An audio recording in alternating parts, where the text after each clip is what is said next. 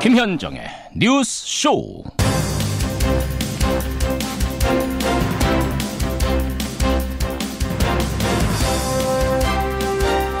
오늘도 출근길 하늘이 뿌였습니다. 애청자 여러분, 마스크 챙기셨습니까? 지금 남부지방을 제외하고는요, 전국의 대기질이 나쁜 상태입니다.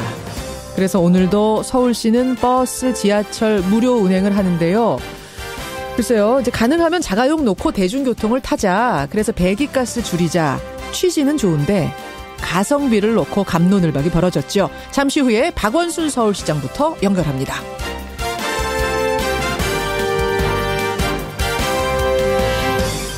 뿌연 공기만큼이나 당장의 거취가 뿌연 사람, 바로 이명박 전 대통령입니다. 간밤에 최측근인 김백준, 김진모 두 사람 구속됐습니다. 이건 다스가 아니라 국정원 특활비 관련이죠. 특히 이명박 전 대통령한테 보고를 했다는 진술까지 나온 상태입니다. 결국은 MB는 다스가 아니라 특활비로 검찰청 포토라인 직전까지 온 것 같습니다. 참 굵직한 뉴스가 많은 아침, 김현정의 뉴스쇼 출발합니다.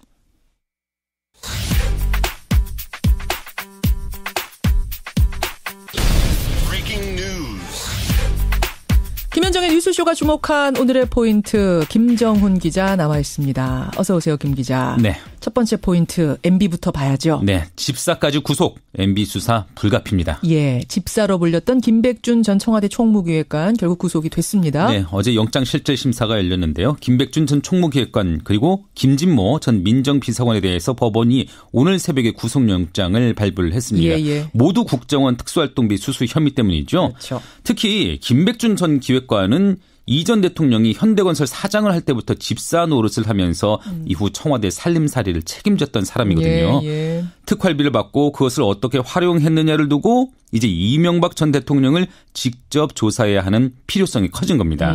여기에 검찰은 전 국정원 기조실장을 조사하면서 국정원 돈이 청와대로 전달되는 사실을 이 전 대통령도 알았다. 이런 진술을 확보한 것으로 알려졌네요. 이게 핵심인 거잖아요. 네. 이 전 대통령도 알았다, 보고를 받았다, 이 진술이 나왔기 때문에 결국은 검찰청 포토라인에 설 수밖에 없는 거다라는 얘기가 나오는 건데, 사실 이명박 전 대통령은 계속해서 나 국정원 특활비 갖다 쓴다는 생각을 해본 적도 없다 이러지 않았습니까? 맞습니다. 그 입장은 현재도 마찬가지입니다. 지금도요. 네.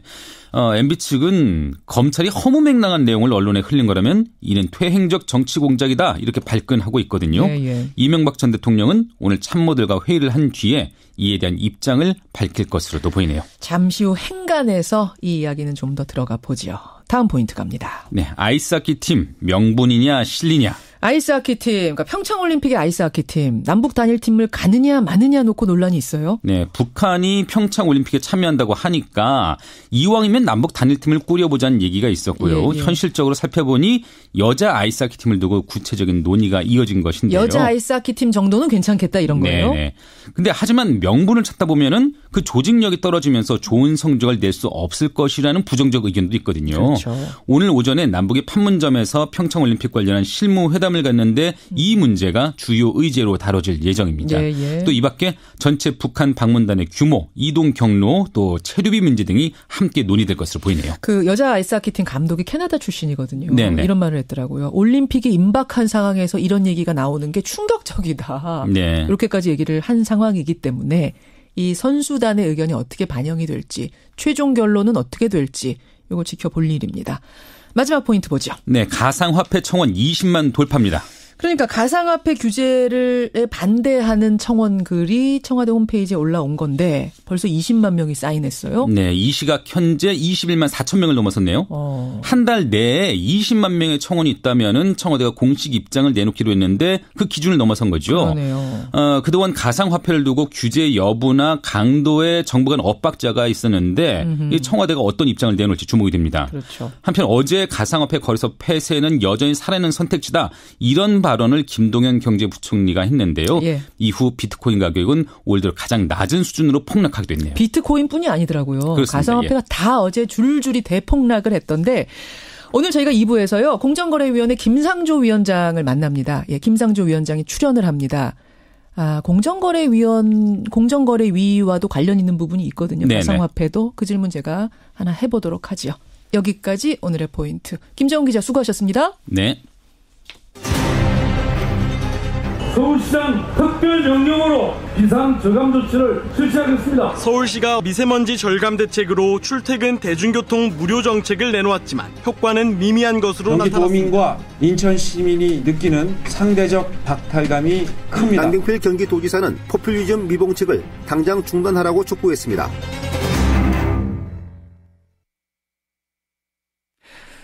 예, 서울시가 지난 월요일에 출퇴근 시간 버스 지하철 무료 운행을 시행했습니다. 자율적인 차량 이부제를 유도해서 어떻게든 자가용 통행량을 줄여보고 공기질을 좀 낮게 개선해보자라는 거였죠. 근데 결과를 놓고 지금 갑론을박이 거셉니다. 대중교통 무료 운행에 들어간 돈은 자그마치 50억 원인데 이날 출퇴근 시간의 교통량은 크게 달라지지 않았기 때문입니다. 경기도 남경필 지사까지 이 논란에 가세했습니다.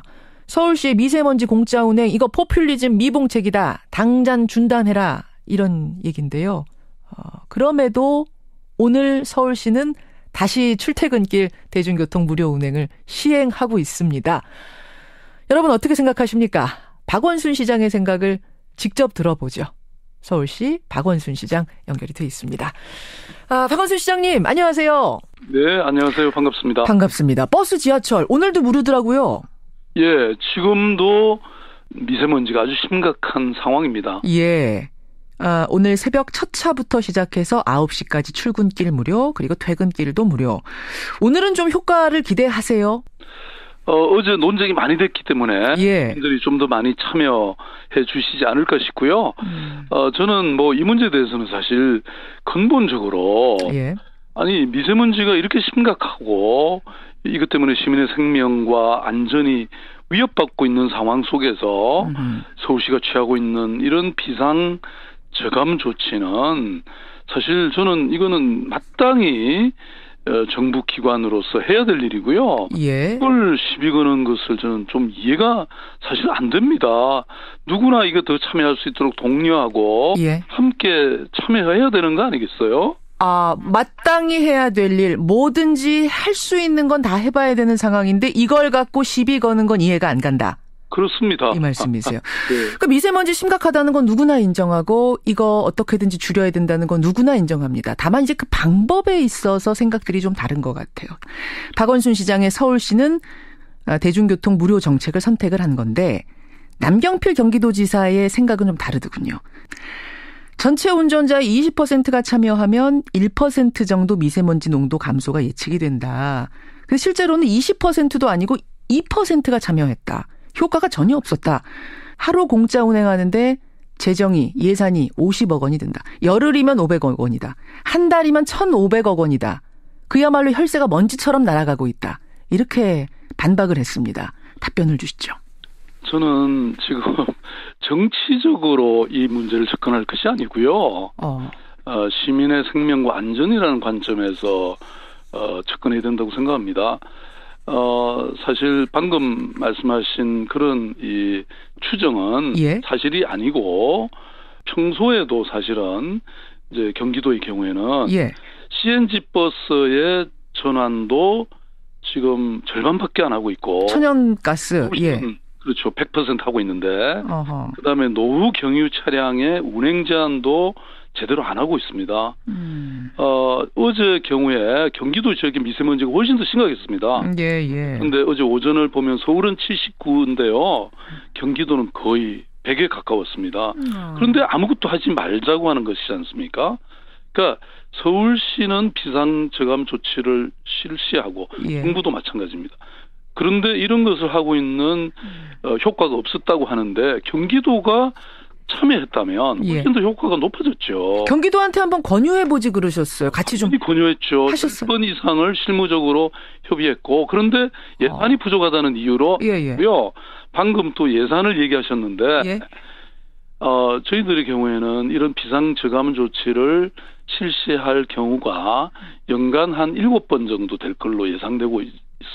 이 정도의 그러니까 무료로 대중교통을 제공할 정도의 비상 상황은 그렇습니다. 7번 정도 예상하세요? 네, 그게 한 1월, 3월에 집중되고 있고요. 왜냐하면 1월, 3월이 중국에서의 이 미세먼지가 날라오는 경우도 많고 또 이게 겨울이 철이지 않습니까? 방도 많이 하고 뭐 여러 가지 이유 때문에 이 시기에 집중되고 있는데 저희들이 예측하기로는 한 7번 정도. 그러면 보통 한 번에 한 50억 정도 해서 예. 뭐 한 300억 내외에 이런 예산이 지출될 걸로 예상되고 저희들은 이미 예산 조치까지 다 해놨습니다. 그 정도는 감당할 만한 수준이다라는 말씀이신 거죠? 해야죠. 그리고 이 돈이 어디 하늘에 날아가는 겁니까? 그러니까 50억 원을 선택할 거냐, 시민의 안전과 생명을 선택할 거냐. 예. 저는 마땅히 그에 대한 답을 한 것입니다. 그 7번이라는 수치는 근데 어떻게 나온 건가요? 아니 그게 수치가 지금 납범이라고 하는 대기질이 예. 네 지금 그 비상저감 조치를 발령할 예. 그 기준이 있습니다. 지난해를 그렇죠. 지난 분석을 해서 평균을 냈다. 그렇습니다. 그렇게 보면 그래서 그거는 지금 뭐 굉장히 선동적인 얘기죠. 사실도 아닌 걸 가지고. 사실도 아닌 걸 갖고 남지사가 선동하고 있다. 뭐죠? 약간 시기 질투한다 이렇게 보시는 거예요? 경기도가 먼저 해야 되는데 못해서? 경기도 도민들 입장에서 보십시오. 지금 서울시보다 훨씬 더 나쁜데 예. 서울시는 이런 조치라도 취하고 있잖아요. 근데 경기도는 아무것도 안 하고 협조도 안 하고 아니 사실 이게 대기라는 게 호흡 공동체잖아요. 공동체죠. 또 대기가 따로 있고 서울시 대기가 따로 있습니까? 예. 아니 같이 협조해서 이것을 조금이라도 해결을 할 생각을 해야지. 아니 느닷없이 사실 저는 남경필 지사를 굉장히 평소에 좋게 생각하고 협력해 왔습니다. 저한테 한 번 전화나 이런 뭐 협의도 안 하고 갑자기 아니 그런 말을 쏟아내는 것이 이해가 안 가고 저는 저를 비판하기 전에 본인의 얘기를 해주셨으면 좋겠습니다. 본인의 얘기를요. 제가 한 가지 참고로 말씀드리면 예. 이 중국에서 날아오는 비산먼지가 한 절반을 조금 넘고요. 예. 우리가 분석한 평가한 바에 따르면 그 다음에 국내 원인 중에서 이 배기가스 그러니까 자동차의 배기가스가 또 한 절반 정도 25% 정도 됩니다. 예. 그러니까 저희들이 이런 비상저감 조치를 실현하는 이유가 거기 있는 거죠. 근데 박 시장님 바로 그 부분을 지적하시는 분도 꽤 많으세요. 그러니까 공기 공동체다. 어차피 공기라는 건 중국에서 날아오고 경기도에서 날아오고 남부지방에서 날아오고 서로 공유하는 건데 특히 중국발 미세먼지가 지금 우리나라 미세먼지의 절반을 차지하는 상황에서 중국 쪽이 꼼짝 안 하는데 우리가 하루에 50억 원씩 들여서 그것도 서울시만 배기가스 이거 줄이려고 애쓴다고 해서 무슨 효과가 있겠는가? 그러면 그렇다고 우리가 가만히 있으라는 얘기입니까? 지금 이 비상 상황에서 필요한 것은 말하자면 경기도나 인천시나 서울시나 할 것 없이 누구나 머리를 맞대고 함께 이것을 줄이기 위한 노력이 필요하다는 것이고요. 예. 사실은 경기도와 인천시 동참 없이는 한계가 있을 수밖에 없죠. 왜냐하면 그렇죠. 2,500만 수도권 시민의 상당수가 서울을 무대로 활동하잖아요. 근데 그분들이 지금 전혀 움직일 생각이 없으신 것 같은데 그러면 그럼에도 불구하고 계속 하실 건가요? 아니 서울시라도 해야죠. 한마디로 말해서 남 지사님 그런 비판하실 시간에 같이 참여하십시다. 이 말씀하시는 거예요. 그래야 효과가 날 거다. 그렇습니다. 자, 그러면 어쨌든 경기도나 인천시나 뭐 나아가서 충청도 참여 안 하더라도 서울시라도 하겠다는 의지는 확실하신데요. 몇 %까지 효과를 지금 기대하고 계세요? 이 정도면 성공했다라는 어떤 기준 같은 게 있습니까? 두 자리 숫자 정도는 가야죠. 그 월드컵 때 예. 2부제를 강제로 했더니 19% 정도의 교통량이 저감된 효과가 있었거든요. 예. 사실 처음으로 했던 일이고 서울시가 혼자서 그게 1.9%고 지하철의 경우 이용자가 2.1% 늘었거든요. 그렇죠. 그 처음 치고 저는 반드시 나쁜 숫자도 아니라고 봅니다. 알겠습니다. 그럼요. 알겠습니다. 경기도가 전반적으로 해주면 왜냐하면 경기도의 차량이 사실 서울로 많이 들어오지 않습니까? 그렇죠. 그러니까 경기도가 해주면 이게 확실히 효과가 있는 겁니다. 예, 네. 지금 서울시장의 입장은 충분히 설명을 하신 것 같고요. 아마 청취자들이 나름대로 다 판단을 하시리라 보고. 박원순 시장님. 특별히 청취자 여러분께 말씀드리고 싶어요. 오늘은 자동차 키는 놓고 그리고 마스크는 반드시 챙겨서 나와주시면 좋겠습니다. 그러면 확실히 효과가 있을 겁니다. 뭐 서울뿐만 아니라 전국의 분들이 이게 뭐 차량 2부제를 하느냐 마느냐가 아니라 다 그렇게 좀 참여하셨으면 좋겠다 그 말씀하신 거예요. 네, 그렇습니다. 그나저나 뭐 자주 모실 수 있는 분이 아니니까 제가 나오신 김에 짧은 질문 하나만 드릴게요, 시장님. 네. 뭐 지방선거가 얼마 남지 않아서 박 시장님 어디에 가나 이 질문 받으실 텐데 서울시장 3선 도전 사실상 사실로 봐도 되는 거죠? 예, 뭐 사실상 고민의 매듭은 지은 상태고요. 제가 공식적인 자리는 따로 가질 예정입니다. 사실 뭐 지난 6년간 서울의 혁신을 이렇게 연속적으로 이끌어온 사람으로서 또 문재인 정부의 성공에 책임이 있는 사람으로서 제게 주어진 그런 소명에 대해서 많은 고민을 했고요. 예. 네, 이제 뭐 공식적으로 밝히겠습니다. 그렇군요. 매듭은 지었다 말씀하셨어요. 예. 뭐 이거는 이제 박 시장뿐 아니라 일반적인 이야기일 수도 있습니다만 네네. 지자체장 3선에 도전하는 분들에게는 피로감 얘기가 나오기 마련입니다. 3선 피로도. 시민들이 피로도를 느껴서 3선은 쉽지 않다라는 이런 당 내부의 설왕설래 어떻게 보세요? 그건 뭐 정치인들의 얘기라고 생각하고요. 지금 시민들이 바라는 것은 방금 우리 대기질, 미세먼지 말씀드렸습니다만 내 삶의 문제를 진정으로 해결해주는 그런 사람에 대한 기대가 저는 확실히 있다고 생각합니다. 청와대 마음이 혹시 다른 데가 있는 거 아니냐 뭐 이런 보도가 나오기도 했었어요, 최근에. 네. 뭐 그건 사실과 다른 얘기라는 것을 이미 당사자인 임종석 비서실장이 밝힌 사안입니다. 예. 저는 정말 이 청와대가 선거에 개입해서 불필요한 논란을 만들 이유는 저는 전혀 없다고 생각합니다. 근거 없는 이야기다. 그건 신경 쓰지 않으셔도 된다. 이런 말씀이세요. 네네. 저는 이번에 평창올림픽에 북한이 참가하는 거 보면서 말이죠. 내년에 전국체전 서울에서 열리죠. 그렇습니다. 예. 혹시 여기 또 뭔가 좀 연결고리가 없을까 이런 생각 들던데 혹시 구상하신 건 없습니까? 그거 너무 정보가 빠르시네요. 무슨 말씀이세요? 서울시는 안 그래도 예. 내년 전국체전이 100주년인데요. 예. 서울시가 유치를 해놨습니다. 그렇죠. 그런데 이 100주년이라는 얘기는 일제 강점기에부터 시작됐다는 얘기지 않습니까? 그렇죠. 그때는 정말 북한에 있는 모든 지역까지 포함해서 한반도의 전체 도시가 참여했던 것이죠. 예. 그래서 이번 평창 올림픽의 평화적인 이런 개최에 이어서 북한이 내년 전국체전에도 참여할 수 있도록 그래서 또 가능하다면 평양과 서울에서 동시에 개최하도록 이렇게 하는 것을 저희들이 제안해 볼 생각입니다. 서울과 평양에서 동시 전국체전을 내년에. 네, 그렇습니다. 근데 그게 내년이잖아요. 그렇습니다. 그러면 시장님이 되셔야 되는 거잖아요.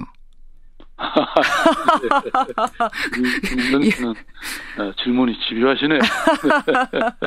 알겠습니다. 뽑아달라. 그럼 제가 그것도 성사시켜보겠다. 아마 그런 의미로 지금 자신감 있게 밀고 나가시는 것 같습니다. 여기까지 확인하겠습니다. 고맙습니다. 네, 감사합니다. 예, 박원순 서울시장이었습니다.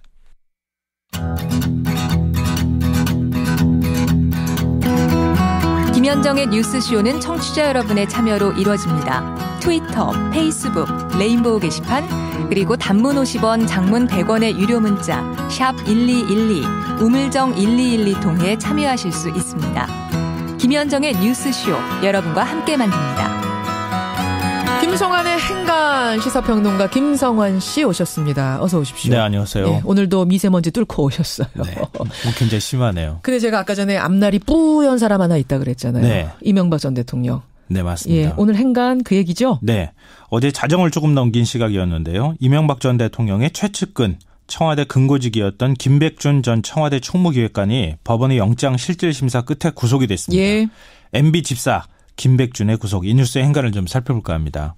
그러니까 되느냐 마느냐 반반이었어요, 사실은. 근데 구속영장 발부가 됐습니다. 네, 맞습니다. 이명박 전 대통령의 40년 직위이자 재산관리인, 또 위인 설관이라는 비난까지 들으면서 수석급 기획관에 앉혔던 아주 이례적인 인물이거든요. 정말 최측근이죠. 예. 근데 영장이 기각되지 않을까 이렇게 했는데 이 서울중앙지법 오민석 영장 전담 판사는 죄를 범하였다고 의심할 만한 상당한 이유가 있고 증거인멸의 염려가 있다 이러면서 구속영장을 발부했습니다. 예. 이 김 전 기획관은 2008년 2월부터 2011년 12월까지 김성호 원세훈 전 국정원장으로부터 2억 원씩 총 4억 원의 특활비를 받은 혐의를 받고 있습니다. 예, MB 집사 김백준의 구속. 이 뉴스의 행간 이면 분석합니다.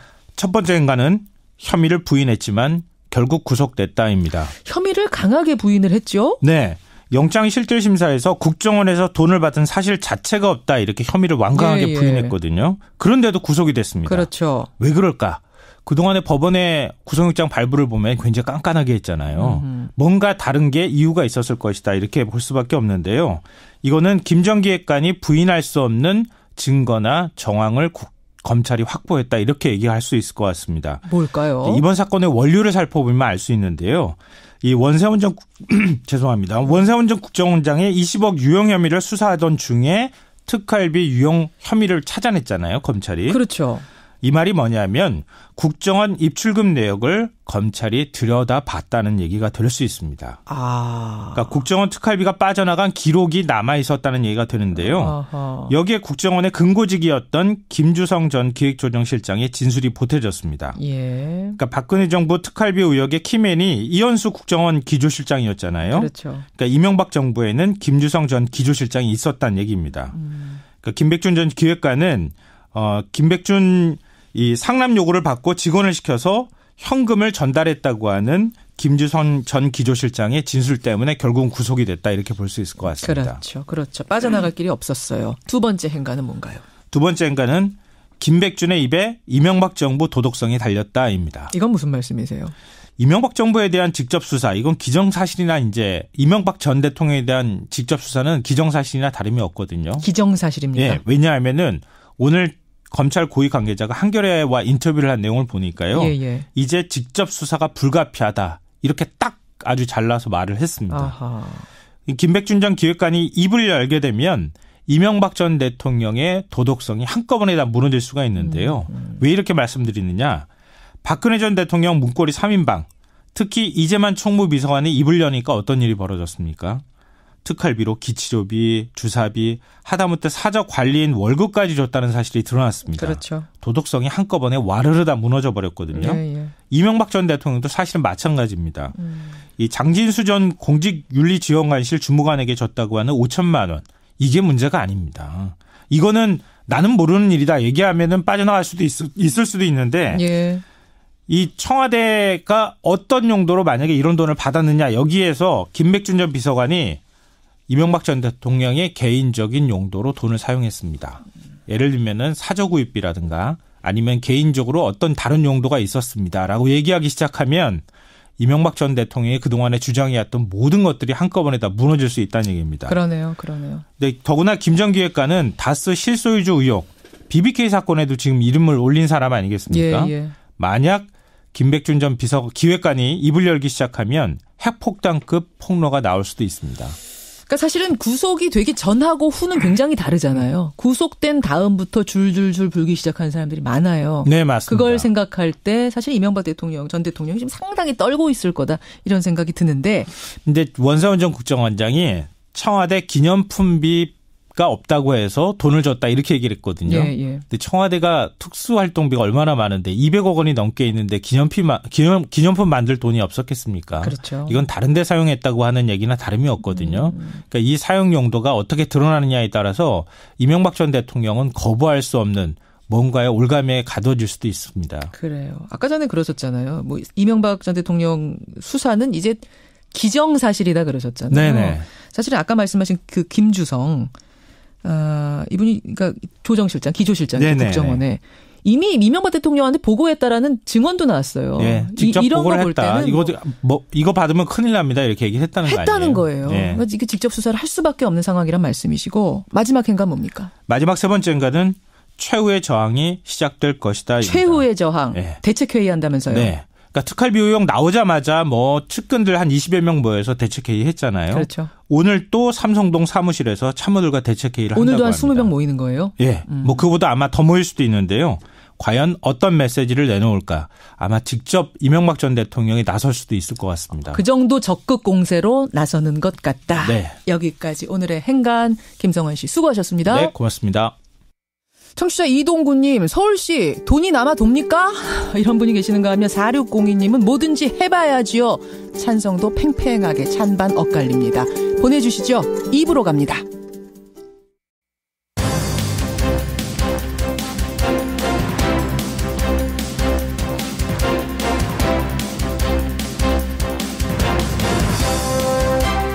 김현정의 뉴스쇼 2부 출발합니다. 이 서울시의 무료 대중교통 정책에 대해서는 지금 문자가 굉장히 많이 들어오는데요. 아마 이게 사실은 지지가 많으면 전국으로도 확대될 수 있는 정책이고요. 반대가 많으면 서울시도 그만할 정책이기 때문에 우리 의견이 중요합니다. 여러분 전국에서 의견들 좀 보내주시고요. 받으면서 2부 진행하겠습니다. 재벌개혁의 전도사에서 공정거래위원장으로 변신한 사람 김상조 공정거래위원장 오늘 만나보겠습니다. 최저임금 문제도 걸려있고 또 지금 가상화폐에 관련해서도 좀 궁금증이 있고요. 재벌개혁 얘기까지 질문거리가 많네요. 여러분의 질문도 보내주십시오. 수요일 라디오 재판정에서는 오늘 좀 스페셜 재판정을 마련해봤습니다. 어제 한 언론에서 국방부가 군복무 단축을 추진 중이다. 육군의 경우 18개월로 단축할 거다라는 보도를 하면서 하루 종일 떠들썩했습니다. 국방부에서는요. 여러 가지 안 중에 하나다. 3월에 최종 결정하겠다. 이렇게 지금 입장을 내놓은 상태인데요. 여러분 어떻게 생각하십니까? 오늘 스페셜 재판정, 스페셜 군사 전문가 두 분을 모셔놓고 이 얘기 해보겠습니다. 찬반 버튼 누를 준비해 주세요. 화제 인터뷰에서는 어제 화제가 됐던 편지 한 통의 주인공을 모시는데요. 38년 전에 울릉도에 놀러 갔습니다. 그런데 울릉도의 파도가 높아서 배가 뜨지 못하면서 일정이 늘어진 거예요. 여비가 모자른 상태가 된 겁니다. 이 신혼부부 할 수 없이 여관 주인에게 돈을 꿨는데 그 주소를 잃어버리면서 38년 동안 못 갚다가 38년 만에 그 돈을 갚았답니다. 이자까지 쳐서 50만 원. 참 신뢰가 무너진 사회라는 얘기들 우리 하는데요. 오랜만에 훈훈한 사연입니다. 이 편지의 주인공 전상구 선생님 연결을 해보죠. 50원의 단문 100원의 장문 유료 문자 샵 1212 카톡 레인보우까지 열어놓고 출발합니다. 2부 첫 순서 경제검찰이라고 부르죠. 공정거래위원장 만나겠습니다. 사실 지난해에는 치킨값, 피자값 이런 것들 안정화시키는 일부터 시작을 했는데 올해는 어떤 일들에 주목하고 있는지 특히 최저임금 인상되면서 지금 사용자들 불만의 목소리가 나오는데요. 공정위에서는 어떻게 바라보고 있는지 직접 듣겠습니다. 김상조 공정거래위원장 연결을 해보죠. 김상조 위원장님 안녕하세요. 네, 안녕하십니까. 취임하신 지 6개월 되셨네요. 7개월 됐습니다. 역시 정확하십니다. 공정거래위원장. 네네. 어떻게 공정거래위원장이 보시기에 좀 공정해지고 있습니까? 국민들의 어떤 기대와 요구는 굉장히 높아졌습니다. 그렇죠. 거기에 맞추기 위해서 저희들이 열심히 노력을 하고 있습니다만은 아직까지 국민들의 어떤 체감하는 지수는 아직 그렇게 만족스러운 상황은 아니고요. 정말 올해는 국민들의 삶의 질이 나아질 수 있도록 저희 공정위가 성과를 내는데 더욱 최선을 다하도록 하겠습니다. 사실 지난해의 공정위 떠올리면은요. 저는 치킨이 제일 먼저 떠올라요. 치킨. 치킨. 거기에 대해서는 약간의 오해가 좀 있기는 합니다. 그래요? 예. 저희 공정위가 물가, 치킨값을 잡는 그런 역할을 하는 정부 부처는 아닌데요. 아니죠. 예. 다만 이제 그 가맹 사업의 불공정 거래 행위를 조사하는 과정에서 가맹본부들이 가격을 낮춘 것이었습니다. 그렇죠. 그러니까 지난 7개월은 치킨값, 피자값 어떤 국민 실생활과 관련된 부분의 공정함 거기에 주목을 했다라고 저는 판단을 하는데 통칭 갑질을 근절하는 데 집중을 했었습니다. 그러면 올해의 공정위는 어떤 분야, 어떤 부분의 공정함에 주목하십니까? 크게 세 가지로 나눌 수가 있겠는데요. 첫 번째는 대통령의 신년 기자회견에서도 말씀하셨지만 대기업 집단, 재벌들의 지배구조를 개선하는 데 좀 더 노력을 해서 성과를 내야 되겠고요. 재벌의 공정함.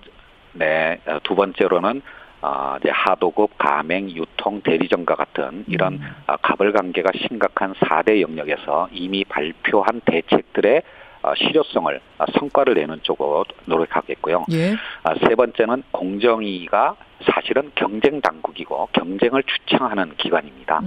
특히 이 분야에서 4차 산업혁명에 대응하기 위해서 우리의 어떤 규제를 개혁하고 시장의 경쟁을 활성화하는 그런 쪽으로도 집중할 생각을 갖고 있습니다. 자, 그중에서도 새해 들어서 가장 큰 경제 이슈부터 제가 좀 질문을 드리겠습니다. 네네. 최저임금이 7,530원 되면서 사실은 전년도 대비해서 꽤 큰 폭이 올랐죠. 영세한 6.4% 올랐습니다. 영세한 가맹점들, 납품업체들, 하도급 업체들, 자영업 하시는 분들 다 지금 호소를 하세요. 인건비 때문에 어렵다. 저희가 얼마 전에는 편의점주 한 분 인터뷰를 했는데 알바생들한테 나가는 인건비 빼고 나면 또 그 프랜차이즈 본점에다가 내는 수수료 빼고 나면 우리가 알바생보다 더 적게 가져가기도 합니다라고 하실 정도거든요. 공정위에서도 어떤 대책들, 관련된 대책들 보고 계세요?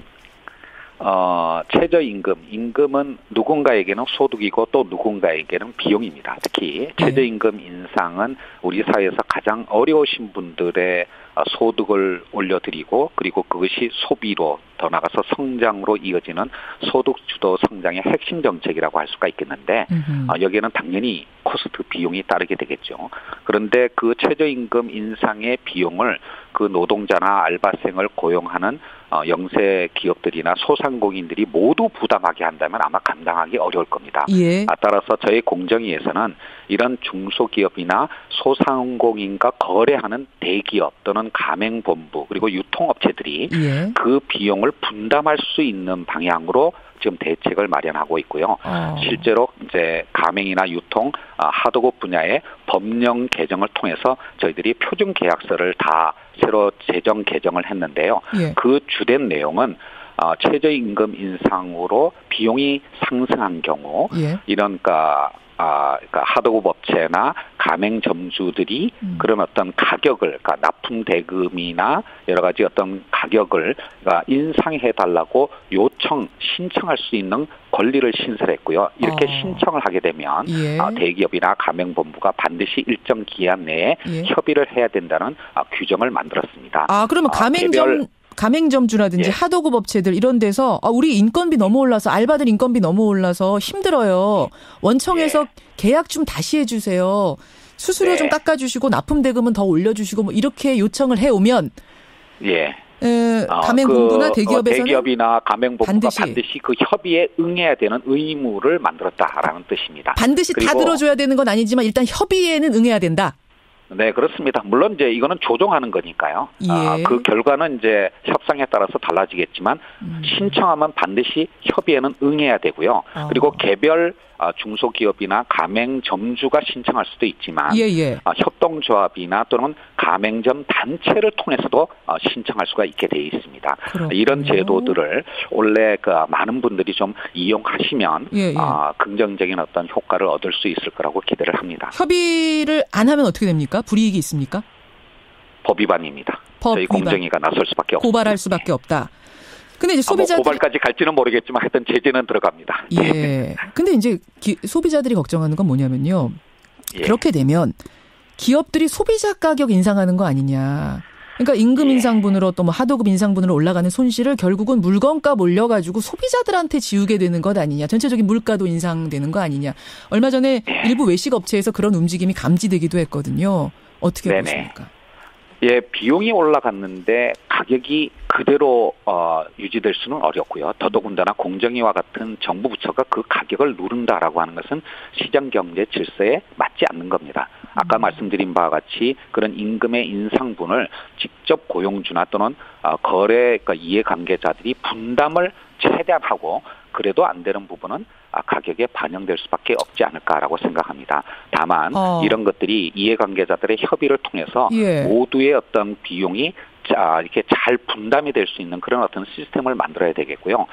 이 시점에서 제가 정말 분명히 말씀드리고 싶은 것은 공정위가 이런 생활 물가를 안정시키기 위해서 조사해 나가는 그런 기관은 아니고요. 지금 그런 계획도 없다라고 하는 점을 분명히 말씀드리겠습니다. 그럼 소비자들은 좀 걱정이 되시겠는데 그러면 결국 물가는 개입 안 한다는 얘기니까 이거 물가 오르는 거 아니야? 우리가 당장 쓰는 것들 올라가는 거 아니야? 이런 걱정들 되시는데. 물가 대책은 정부 부처가 종합적으로 마련을 하고 있고요. 특히 이제 거시적인 물가는 한국은행이 관여하는 것이지만 미시적인 물가에 대해서는 지금 여러 정부 부처들이 조율된 어떤 방안들을 마련하고 있는데 제가 조금 전에 드린 말씀은 공정위와 같은 특정 기관이 가격을 꽉 누르기 위해서 개입하는 일은 없을 거다라는 말씀을 드립니다. 그런 부분에서 개입할 수는 없다. 질서는 바로 잡겠다. 이 정도 말씀으로 이해를 하면 되겠네요. 담합은 규제하겠지만 가격은 시장에서 결정돼야 한다는 것이 공정위를 비롯한 정부의 공식 입장입니다. 그나저나 위원장님, 지금 최저임금이 이제 인상이 되면서 30인 이하의 기업들은 지원을 받습니다만 조금 넘는 기업들, 30인에서 50인 사이 기업들이 굉장히 어려워하더라고요. 이런 불만이 나오는데 이게 그래도 1만 원까지 가는 겁니까? 최저임금? 그 부분에 관해서는 공정위원장이 공식적으로 답변을 드릴 이슈는 아닌 것 같고요. 그러니까 이 부분에 관해서는 이제 대통령의 공약 입니다, 분명히. 그렇죠. 그런 차원에서 뭐 고용노동부를 비롯해서 예. 정부 차원에서 이 최저임금의 인상 스케줄에 관해서는 신중하게 판단할 거라고 생각을 합니다. 알겠습니다. 공정거래위 예. 김상조 위원장. 최근에 그 가상화폐, 암호화폐 열풍에 대해서 정부가 네네. 이대로 지켜만 보고 있지는 않겠다는 시그널을 계속 보내고 있는데요. 네네. 이 방향에 대해서는 김상조 위원장님 동의하세요? 예, 뭐 블록체인은 아마 산업 지도를 바꿀 잠재력을 갖고 있는 혁신적인 기술입니다. 다만 그것이 가상화폐, 지불 수단으로 사용되기 위해서는 사회적 신뢰를 얻는 과정을 거쳐야 되는데 지금의 가상화폐에 대한 투자는 예. 사실은 투기로 부를 만큼 불안정한 모습이기 때문에 그런 부분에 관해서 불법 행위에 대해서는 범정부 부처가 나서서 예. 규제를 해야 된다고 생각을 하는데요. 예. 그것과 관련해서 공정위는 예. 이 가상화폐 거래소들이 저희가 공정위가 소관하고 있는 그 전자상거래법상의 통신 판매업자 신고를 하고 있는데 이 신고에 맞는 어떤 의무를 부담하고 있는지를 좀 조사를 하고 있고 더 나아가서 이 거래 상대방의 출금을 제한하거나 과도한 면책 규정을 두는 등의 약관법을 위반한 혐의가 있는가에 대해서 이미 조사를 들어갔고요. 빠른 시일 내에 결과를 내려고 하고 있습니다. 이미 조사 중이시군요. 뭔가 약관 어긴 거 없는지. 그럼 뭔가 좀 잡히는 것들이 있습니까? 전자상거래법 위반 문제와 약관법 위반에 대해서는 이미 조사를 들어갔고요. 예. 전자상거래법 위반은 비교적 빨리 결과가 나올 것 같고 예. 약관법 위반 부분에 관해서는 적어도 3월까지는 결과를 내려고 합니다. 그 결과에 따라서 규제가 들어가는 겁니까? 예, 규제라기보다는 제재라고 표현하는 것이 더 적당할 것 같습니다. 예, 그렇게 될 경우에는 심한 경우는 여긴 정말 안 되겠다 싶은 곳들은 폐쇄까지도 갈 수 있는 겁니까? 사실 저희 전자상거래법 상으로 가상화폐 거래소를 폐쇄할 수 있는 권한은 없습니다. 저희. 하지만 저희들이 조사 과정에서 발견한 여러 가지 불법 행위가 있다라면 예. 관계부처의 통보를 통해서 적절한 조치를 취할 계획을 갖고 있습니다. 제가 잘 몰라서 그러는데요. 그럼 관계부처에다가 여기 통보를 하면 거기서는 이걸 업계에서 퇴출시키거나 이렇게 폐쇄시킬 수도 있는 거예요? 그것과 관련된 딱 맞는 법률 규정이 없는 것은 분명한 현실입니다. 왜냐하면 가상화폐는 최근에 새로 나타난 현상이기 때문에요. 그렇죠. 관련 법이 마땅치는 않습니다만은 그렇다고 해서 정부가 아무런 수단도 없이 손 놓고 있을 수만은 없는 것이고요. 예. 현행 법을 통해서 또는 필요하다면 새로운 법률 개정을 통해 가지고 예. 적절한 시장 경제 원리에 맞는 적절한 규제 제재 수단들을 마련할 생각을 갖고 있습니다. 지금 법으로 안 된다면 새로운 법을 만들어서라도 적절하게 규제해야 된다라는 확실한 그 부분에선 소신을 가지고 계시네요. 그러니까 이 부분에 관해서 최근에 이제 정부 부처 사이에 약간의 조율되지 못한 목소리가 나오면서 혼란들이 있었지만 앞으로는 각 정부 부처에서 충분히 협의해서 조율된 어떤 방침을 내놓음으로써 시장의 예측 가능성을 높이도록 노력을 하겠습니다. 위원장님도 도박이라고 보세요? 법무부 장관은 도박이다 이런 말씀하셨는데. 경제학자의 입장에서 사실은 투자와 투기는 거의 구분하지 못하는 게 경제학자의 입장입니다. 예. 수수께끼 같은 말씀. 그러면 투자와 투기는 구분 못한다. 경계가 애매하다.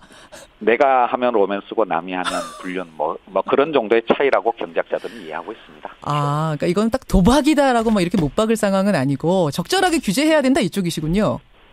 경제학자의 입장에서 시장의 경제 활동을 금지하는 쪽으로 가는 것은 그렇게 합리적인 방향은 아니라고 생각을 합니다. 알겠습니다. 다만 그것이 일정 수준을 놓고 특히 법을 위반한 경우에는 그에 상응하는 어떤 제재가 따라야 되겠죠. 분명히 따라야 한다. 그런 의미에서 지금 조사를 하고 계시고 눈에 보이는 곳들도 있고요. 문제점이. 네네. 예, 알겠습니다. 가상화폐 얘기. 자, 재벌 개혁 얘기 제일 큰 얘기가 하나 남았는데 할 수 있는 데까지 좀 해보겠습니다. 김상조 위원장님. 재벌들한테 셀프 개혁안 제출해라. 자발적으로 지배구조 개선할 기회를 주겠다. 안을 만들어라. 이렇게 제시를 한 게 지난해고요. 1차 데드라인이 작년 말이었는데 최대 재벌이죠. 삼성하고 현대는 제출을 안 했습니다. 2차 데드라인이 이제 3월입니다. 그때까지도 안 내면은 이거 어떻게 되는 겁니까?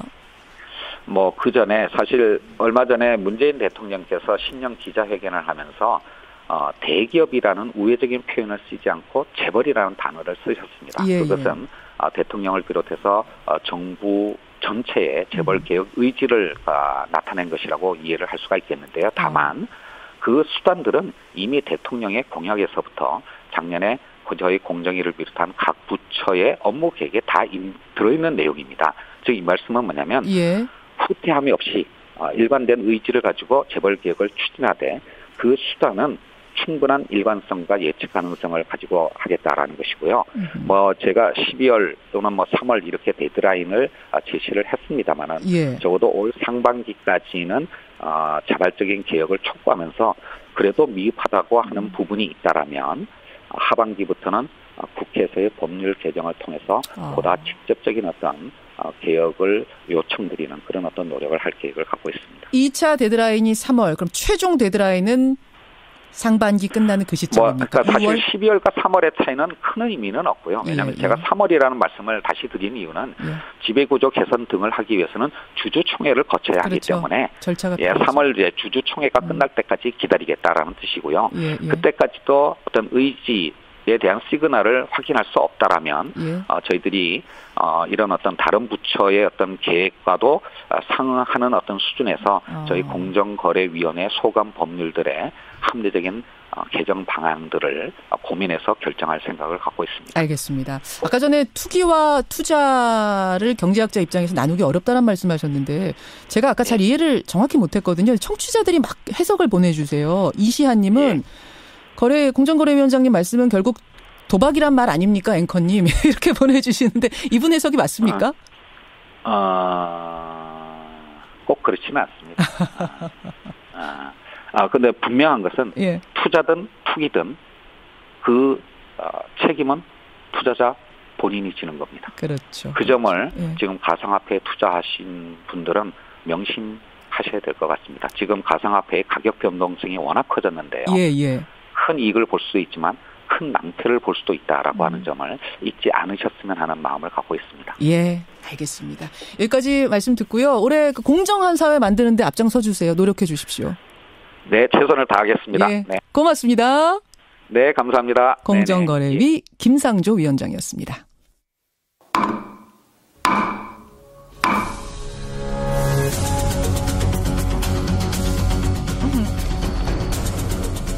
뉴스쇼가 수요일에 마련하는 코너입니다. 라디오 재판정.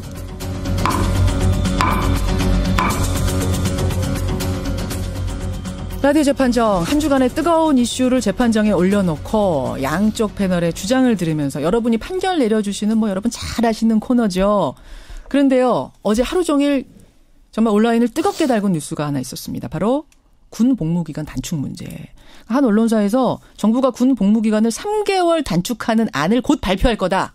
이렇게 보도를 한 겁니다. 그렇게 되면은 2020년 입대부터는 육군 18개월, 해군 20개월, 공군 21개월이 됩니다. 복무기간. 이렇게 보도를 한 거죠. 그러면서 갑론을박이 벌어진 겁니다. 저희가 이 주제를 재판정에 올리려다 보니까 우리 재판정의 고정식구 노영희 변호사, 백성문 변호사보다는 좀 군사 전문가들을 모셔서 본격 토론을 해보는 게 좋겠다. 이렇게 저희가 자체 회의를 하게 됐어요. 노변, 백변도 동의를 하셨습니다.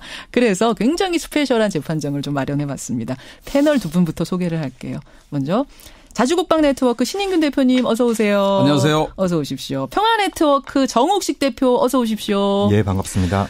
두 분 다 네트워크시네요. 네, 네트워크입니다. 원래 군사 단체 관련된 시민단체는 네트워크 써야 돼요? 네, 아무래도 연대를 중시하니까요. 같은 네트워크신데 지금 의견은 반대신 거죠? 그렇습니다. 자, 우선 신인균 대표님 어디서 복무하셨어요? 저는 육군 병장. 육군 몇 개월 근무하셨어요? 29개월 근무했습니다. 29개월 복무. 지역도 어딘지 말씀해 주시죠. 저는 이제 남부지방에서. 좀 편한 데 있었어요. 그러시는 네. 최전방은 아닌데요. 네. 29개월. 정 대표님 어디서 얼마나 계셨어요? 저는 그 18개월 동안 매일 출퇴근을 했었고요. 예. 중요하죠. 올림픽 부대라고 하는 72사단. 저희 송추방이라고 예전에. 그러셨어요. 좀 굉장히 악명을 떨쳤던 방위 출신입니다. 이 개인적인 복무 환경과는 상관없이 오늘 의견 내시는 거죠. 3개월 단축안. 사실은 지금 국방부는 확정은 아니라고 했습니다. 확정은 아니라고 보도를 부인하긴 했습니다만 대선 공약, 문재인 대통령의 대선 공약으로 미루어 볼 때는 좀 가능성 높은 거죠, 신 대표님? 거의 확정돼 있는 것으로 봐야죠. 왜냐하면은 국방계획 2.0이라고 해서 여기 이제 3월 달에 그 의견을 확정을 합니다. 예, 예. 왜냐하면 5월 달에 이제 예산이 들어가야 되기 때문에. 그래서 3월 달 지금 다 돼 가지 않습니까? 다 돼 가죠. 그래서 지금 거의 뭐 확정 단계에 있는 간이 아마도 새 나간 거예요, 언론으로? 기자의 취재력에 의해서 새 나간 것이다. 그렇게 저는 보고 있습니다. 거의 확정 직전까지 온 거 맞다. 저는 그렇게 봅니다. 자, 여러분 제가 다시 한번 말씀드릴게요. 그러니까 이 군 복무기간은 어느 정도 단축하냐면 2020년 입대부터는 육군 18개월, 해군 20개월, 공군 21개월 복무입니다. 특히 이제 군대 다녀오신 분들 문자 많이 보내주시면 좋겠어요. 의견들 주시면 좋겠고요. 또 이제 군대에 가야 될 분들도 의견 주시고 아들을 보내는 부모님들도 의견 주십시오. 샵 1212 카톡 레인보우 50원의 단문 100원의 장문 유료 문자 열어놓고 두 분의 입장부터 확인하겠습니다. 정옥식 대표님 어느 쪽이세요? 예, 저는 뭐 기본적으로 군복무 기간 단축을 찬성하는 입장이고요. 근데 이번에 나온 안은 조금 미진하지 않나 하는 생각이 듭니다. 좀 더 복무 기간을 단축을 하고 그리고 더 나아가서 이제 우리 사회가 지금 현행은 징병제에 기반해 두고 있지 않습니까? 예. 그렇지만 장기적으로 이제 모병제로 전환하는 문제도 좀 공론화할 때가 왔다. 오히 좀 늦지 않았나 이런 생각이 좀 듭니다. 18개월도 너무 많다. 더 줄여도 된다? 예, 뭐 단기적으로는 가령을 뭐 한 10개월 정도로 줄이고 12개월이요? 대신 이제 일부 병력을 직업군인으로 대체하는 그래서 일종의 징병제와 모병제를 좀 혼합하는 방식 등 또 더 나아가는 장기적으로 모병제로 전환하는 문제 이런 부분들도 우리 사회가 공론화할 필요가 있다는 것이죠. 그럼 지금 한 12개월도 가능했는데 네. 18개월이면 이거 상당히 넉넉하게 준 거다 이렇게. 네, 그렇습니다. 이렇게. 자, 여기에 찬성하시는 분들 단축 혹은 찬성, 정 대표, 정 이렇게 보내셔도 됩니다. 신인규 대표님 어느 쪽이세요? 저는 반대예요. 저는 이제 우리 아들이 지금 군에 간 지 한 4달밖에 안 됐습니다. 예. 그래서 이 안대로라면 우리 아들도 좀 혜택을 좀 보고 조금 빨리 제대를 하고요. 왜냐하면 여러분 2016년 입대한 사람부터 여기에 적용을 그렇죠. 받는데요. 딱 18개월은 아니지만 조금씩 줄여준답니다. 2017년 하반기에 이제 우리 아들이 큰애가 입대를 했고 둘째는 지금 고등학교 2학년이니까 전체적으로 다 혜택을 보게 되죠. 예. 그렇지만 전 반대예요. 왜냐하면 우리가 지금 안보 상황이 굉장히 위중하지 않습니까? 그리고 국방개혁 2.0이라고 하는 것이 인구 절벽에 의해서 어쩔 수 없이 출산율 저하 때문에 젊은이들이 적으니까 어쩔 수 없이 지금 현재 62만 명의 군대를 50만 명으로 줄이자. 이게 이제 국방개혁의 핵심입니다. 그런데 안 그래도 인구 절벽 때문에 줄여야 한다라고 하면서 거기다가 복무기간까지 단축시키면은 인위적으로 더 또 줄여버리는 거죠. 일단 거기까지만 지금 핵심적인 거 말씀해 주신 거죠. 여러분 군 복무기간 3개월 단축 안 된다 생각하시는 분은 반대, 유지, 신 대표, 신 이렇게 보내주시면 됩니다. 다시 한번 말씀드릴게요. 50원에 담은 100원의 장문 유료 문자 샵 1212입니다. 신 대표님. 네. 그러니까 18개월은 정말 안 되겠어요? 아까 정 대표님은 18개월보다 더 줄일 수 있다라고 말씀하실 정도였는데. 이제 아주 이상적인 말씀이죠. 아주 그러나 이상적인 이상과 말씀입니까? 현실은 좀 괴리가 있으니까. 그러면 가장 큰 이유 하나만 말씀해 주세요. 병력 숫자가 줄어서 안 됩니다. 저는 전투력이 줄어들어서 안 된다라는 것보다는 병력 숫자가 줄어서 안 됩니다. 왜냐하면 인구 절벽 때문에 어쩔 수 없이 줄잖아요. 아까 말씀하셨어요. 거기다가 3개월을 더 줄여버리면 한 달에 10,000명씩 줄어들어요. 그러니까 병력도 주는 데다가 숙련도도 떨어진다. 이게 두 가지가 합쳐지는 거예요? 숙련도 떨어지는 것은 장비의 질로서 보강을 할 수 있다고 봅니다. 저는. 그런데 숫자가 줄어드는 것은 이것은 부대가 사라지기 때문에 우리가 사실은 50km만 밀리면 서울이 함락되는 그런 전쟁이거든요. 그렇죠. 우리가 전쟁을 이기려면 180km를 전진을 해야 돼요. 남과 북이 조건이 달라요. 그런 상황에서 우리 50km 자칫 방심하면 밀리게 되는데 그것은 숫자로 때울 수밖에 없는 어쩔 수 없는 부분이 사실은 있습니다. 그것을 간과하면 안 되죠. 이라크전처럼 생각하면 안 된다는 겁니다. 그래요. 정 대표님. 예, 안보 상황이 위중하기 때문에 이제 한국의 군사력 건설 체계, 특히 병력 체계를 근본적으로 재검토해야 된다는 것이죠. 지금이 북한이 소련제 탱크를 앞세워서 남침할 수 있는 시기도 아닌 것이고요. 이미 현대전의 양상은 크게 달라져 있지 않습니까? 무기가 최첨단 그렇죠. 무기들이 무기 체계 자체가 굉장히 좀 많이 달라져 있고 특히 이제 작년에 한미 정상회담을 통해서 한국도 이제 지대지 탄도미사일 같은 경우에 탄도 중량 해제도 받아냈기 때문에 전반적인 군사력 건설 체계가 바뀌어야 되는 시기인데 이 굉장히 그 어떤 구시대적인 그런 어떤 징병제에 의존하는 또 장기간 복무에 의존하는 이런 어떤 병력 수급 체계로 과연 이 시대가 요구하는 안보 상황에 걸맞는 그런 한국의 군사력 건설이 가능한 것이냐. 여기 일종의 이제 제로 베이스부터 병력 제도를 좀 재검토해야 될 필요가 있는데 예, 예. 뭐 그런 어떤 부분들 그러니까 너무 지나치게 대군 을 고집하는 이런 어떤 방식이 과연 한국의 안보 필요에 부합하는 것이냐 이런 것들에 대한 검토가 필요한 것이고요. 지금 현재 한국의 병력 수가 인구 대비로 한다면 한 1.2% 정도 됩니다. 예. 대단히 높은 수치입니다. 보통 이제 OECD 국가 평균이 한 0.3%. 1.2%면 굉장히 높은 거군요. 굉장히 높은 비교했을 것이죠. 때. 예, 예. 그래서 이런 어떤 부분들을 장기적으로 아까 말씀드린 것처럼 이제 징병제와 모병제를 혼합하는 제도 예, 예. 더 나아가서 모병제로 검토를 하면서 과연 미래의 한국의 안보 상황에 걸맞는 적정 병력 수가 얼마인가. 예. 뭐 저는 개인적으로 한 30만 정도로 보고 있습니다. 30만 정도면 된다. 그것도 많은 것이죠. 아까 근데 신 대표님은 52만도 큰일 났다 하셨는데요. 이미 그 병력수로 전쟁하는 시대는 이미 지난 지 한참 돼 있는 거죠. 자, 병력수로 전쟁하는 시대는 이미 지났다. 30만도 충분하다. 신 대표님 지금 살짝 웃고 계세요. 30만을 다 전투부대로 생각한다면 뭐 그럴 수도 있죠. 예. 그럼 이제 30만이라고 하셨으니까 지금 이제 해군이 해병대 포함해서 한 7만 명 가까이 되고 또 공군이 6만 8천 명. 그러면 이제 해군 공군 지금 안 줄이지 않습니까? 그거 줄일 수 없잖아요. 예. 그러면은 그 해군 공군 빼면은 육군을 지금 정 대표님 말씀대로 예, 육군을 예. 한 15만 명으로 해야 되는데 예. 그 사령부나 참모부서 그리고 뭐 기획부서 교육부서 어쩔 수 없이 내근직 또는 전투보직이 아닌 경우가 많습니다. 그거 어쩔 수 없어요. 그거는 조직을 유지하기 위해서. 예, 예. 그러면은 실제적으로 전투부대가 한 5만 명, 6만 명 이 정도 가지고 이제 전쟁을 해야 된다는 말인데 육군 부대를 말이 안 되는 것이죠. 아니 근데 무기가 최첨단화되면은 자 최첨단화되면 되는데 앞으로 이제 비전투 관리병 같은 경우에도 정 대표님. 예, 이제 이 숫자도 다양한 방식으로 줄일 수 있는 것이죠. 그건 이제 일종의 이제 좀 민관하는 방안도 있는 것이고 또 동시에 이제 지금 뭐 4차 산업혁명이 이 시대의 키워드로 떠오르고 있지 않습니까? 네, 네. 그래서 지금까지 이제 군인이 하던 역할들을 기계가 대체하는 부분들도 빨라질 그러니까 것이기 때문에 최첨단을 시설을 그렇죠. 말씀하시는 거예요. 전투 역할뿐만 아니라 비전투 역할 같은 경우에도 4차 산업혁명에 의해서 많이 대체가 될 것이기 때문에 지금의 어떤 기준, 과거의 기준으로 30만 병력이 적다 많다 이렇게 논하는 것은 시대적인 추세와 맞지 않다라는 것이죠. 신 대표님. 4차 산업혁명으로 대체될 것이다라고 예상만 하시잖아요. 그럼 실제 어떻게 적용되고 있는가 제가 데이터를 말씀을 드릴게요. 그러시죠.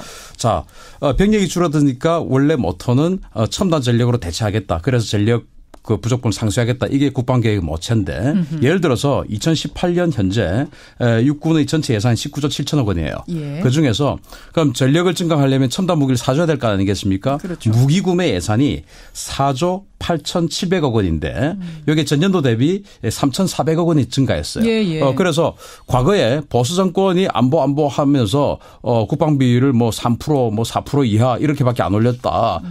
그러나 우리 진보 정부는 오히려 더 국방을 더 생각한다 해서 8% 이상을 그 국방비 올리겠다 해서 그렇게 적용하고 있어요. 예, 예. 아주 고무적인 일이죠.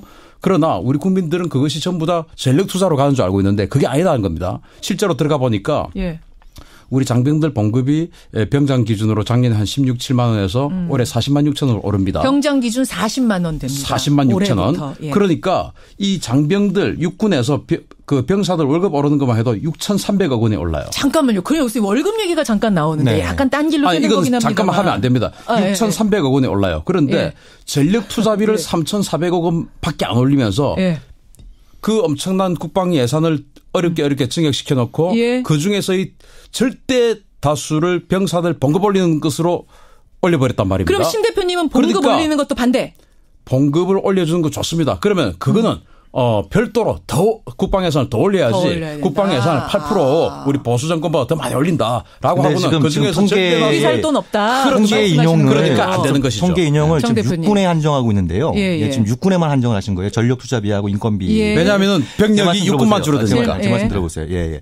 그렇지만 전체 국방비에서 이른바 방위력 개선비 주로 이제 무기 구매하는 데 쓰이는 비용 같은 경우에는 10% 가까이 지금 오르고 있는 상황에 있는 것이고요. 전체로 보면 사병의 임금은 전체 국방비에서 차지하는 비율이 많지가 않습니다. 그러니까 병장 기준으로 해서 이제 2배 이상으로 이제 오르면서 이게 굉장히 국방비 인생에 엄청난 부분을 차지하는 것처럼 말씀하시는데 실제의 내용을 보면 그렇지가 않습니다. 왜냐하면 사병의 급여는 워낙 낮은 수준이었기 때문에 이거를 1, 2시만 올린다고 해서 전체 국방부에서 징역분이 차지하는 비율은 몇 프로가 안 되는 것이고요.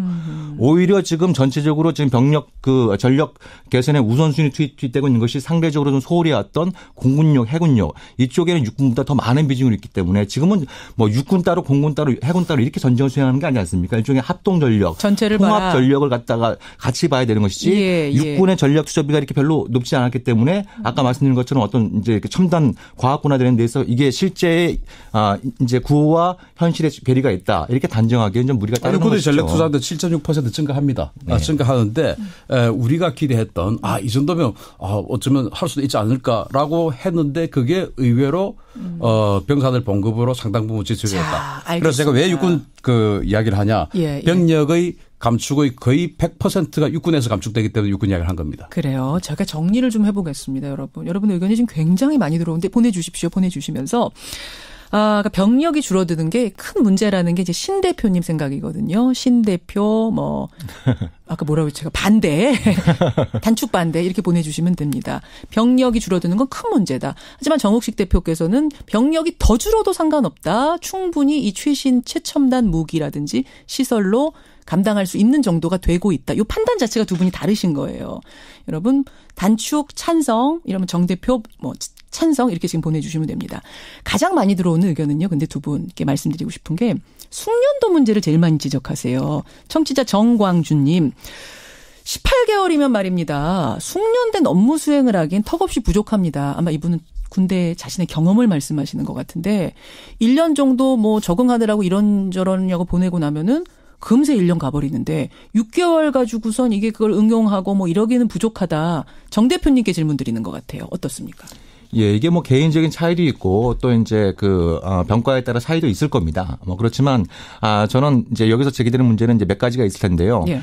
숙련도에 대한 걱정을 해결할 수 있는 방법이 몇 가지가 있다고 생각합니다. 일단 이제 아까 신 대표께서 말씀하신 것처럼 상당 부분이 이제 기계화되는 부분에서 대체되는 부분이 있을 것이고요. 그리고 훈련의 질을 제고하는 방법도 있을 것이고요. 예. 그리고 아까 제가 말씀드린 것처럼 병력을 좀 더 대폭적으로 감축하고 그 과정에서 복무 기간을 단축하면서 직업군인을 좀 충당을 함으로써 직업군인을 좀 늘린다. 보다 숙련된 그리고 안정화된 병력을 확보하는 방법 이런 어떤 세 가지 방법들을 동시에 추진을 한다고 한다면 숙련도 문제도 깔끔하게 해결할 수 있다고 봅니다. 신 대표님. 자 이제 그 숙련도 대안을 말씀을 주셨는데 일단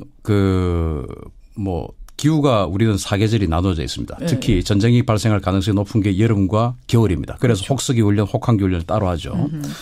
그런데 18개월을 하게 되면 겨울을 한 번밖에 지날 수 없어요. 여름을 한 번밖에 지날 수 없어요.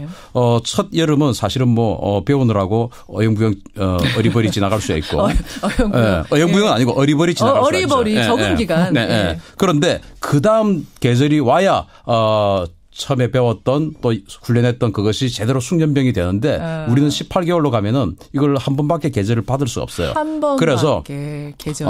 숙련도가 떨어진다는 말씀이 그 말씀. 근데 아까 기호 때문에 그렇고. 무기 같은 걸로 그래서 기간이 단축된다는 거거든요. 무기는 그래서 무기로 기간 단축되는데 제가 아까 말씀드렸죠.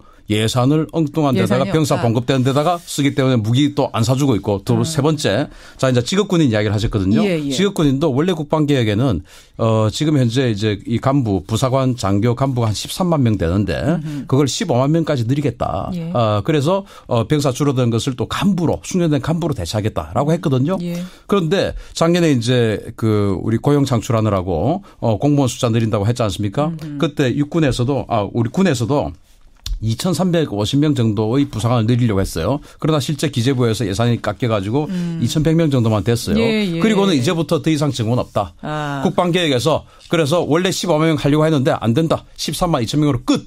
정리하자면 이렇게 정했습니다. 그래서 방금 정 대표께서 말씀하신 대로 첨단 무기 사주고 숙련된 그 간부 늘리고 하면 됩니다. 그런데 너무 이상적이다. 무기 안 사주고 알겠습니다. 숙련된 간부 안 늘리고 하면서 병력 감축하면 어떻게 하겠다는 겁니까? 아까 신 대표 편의 선 청취자 문자는 제가 읽었고요. 이번에는 정 대표 편의 선 청취자 문자 하나 읽어볼게요. 최선용님.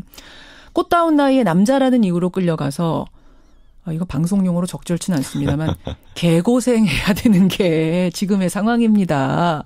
자유민주주의 외치면서 왜 병역 문제는 성역화시키면서 희생을 강요합니까? 이분은 전반적으로 고치자는데 찬성하신대요. 심지어 이분은 모병제에 가야 된다. 이렇게 지금 말씀을 하고 계시는 이런 문자도 들어옵니다. 여러분 마지막 30초 드립니다. 샵 1212 50원의 단문 100원의 장문 유료 문자로 보내주시고요. 지금 상황은 사실상 팽팽합니다. 상당히 팽팽합니다.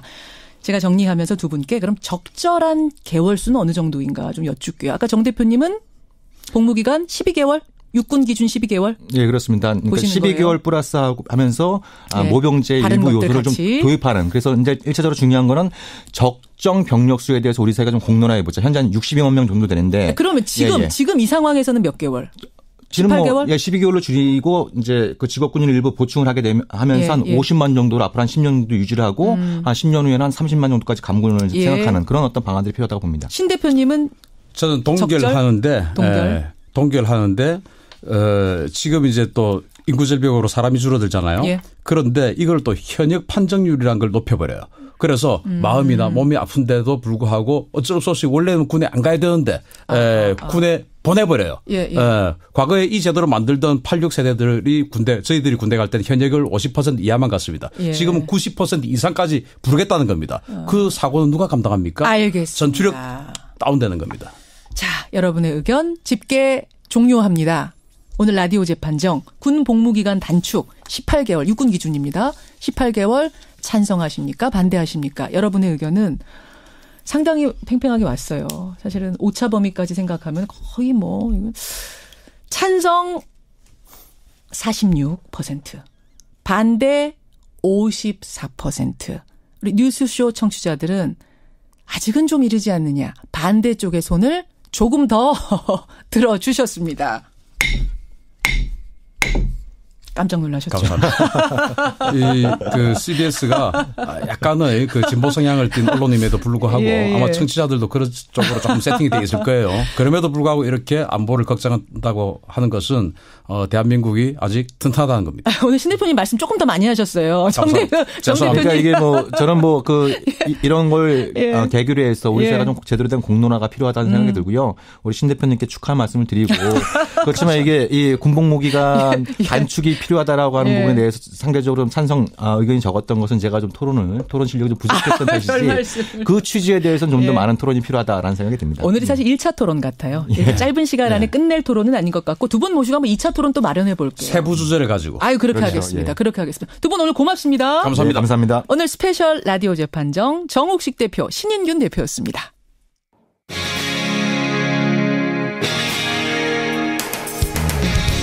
여러분께서는 지금 CBS 라디오 김현정의 뉴스쇼를 함께하고 계십니다. 분노할 일은 많고 감사할 일은 적은 요즘인데요. 어제 인터넷상에서는 한 장의 편지 때문에 잔잔한 감동이 울려 퍼졌습니다. 38년 전에 부부가 함께 울릉도로 여행을 갑니다. 그런데 갑자기 여비가 부족해진 거예요.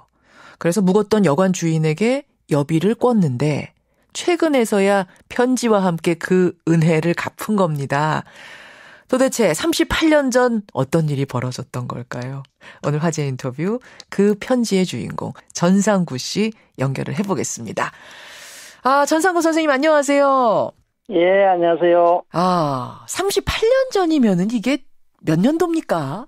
예, 1980년 8월경입니다. 1980년. 예. 그 아내분하고 같이 어떻게 울릉도로 그냥 여행 가신 거예요? 예. 결혼을 늦게가 신혼초였거든요. 예. 그 집사람이 학교에 근무했기 때문에 방학이라서 울릉도로 한번 가봤어요. 그러셨어요. 근데 어쩌다가 여비가 부족해진 거예요? 그때 그 임원항이라고 그래서 울릉도까지 최단 시간 걸린다 해서 그리 갔는데 그때 파랑주의보가 내려가지고 일정이 좀 늦어져 버렸어요. 원래 예정됐던 게 뭐 3박 4일이라면 그게 5박 6일 이렇게 늘어진 거군요.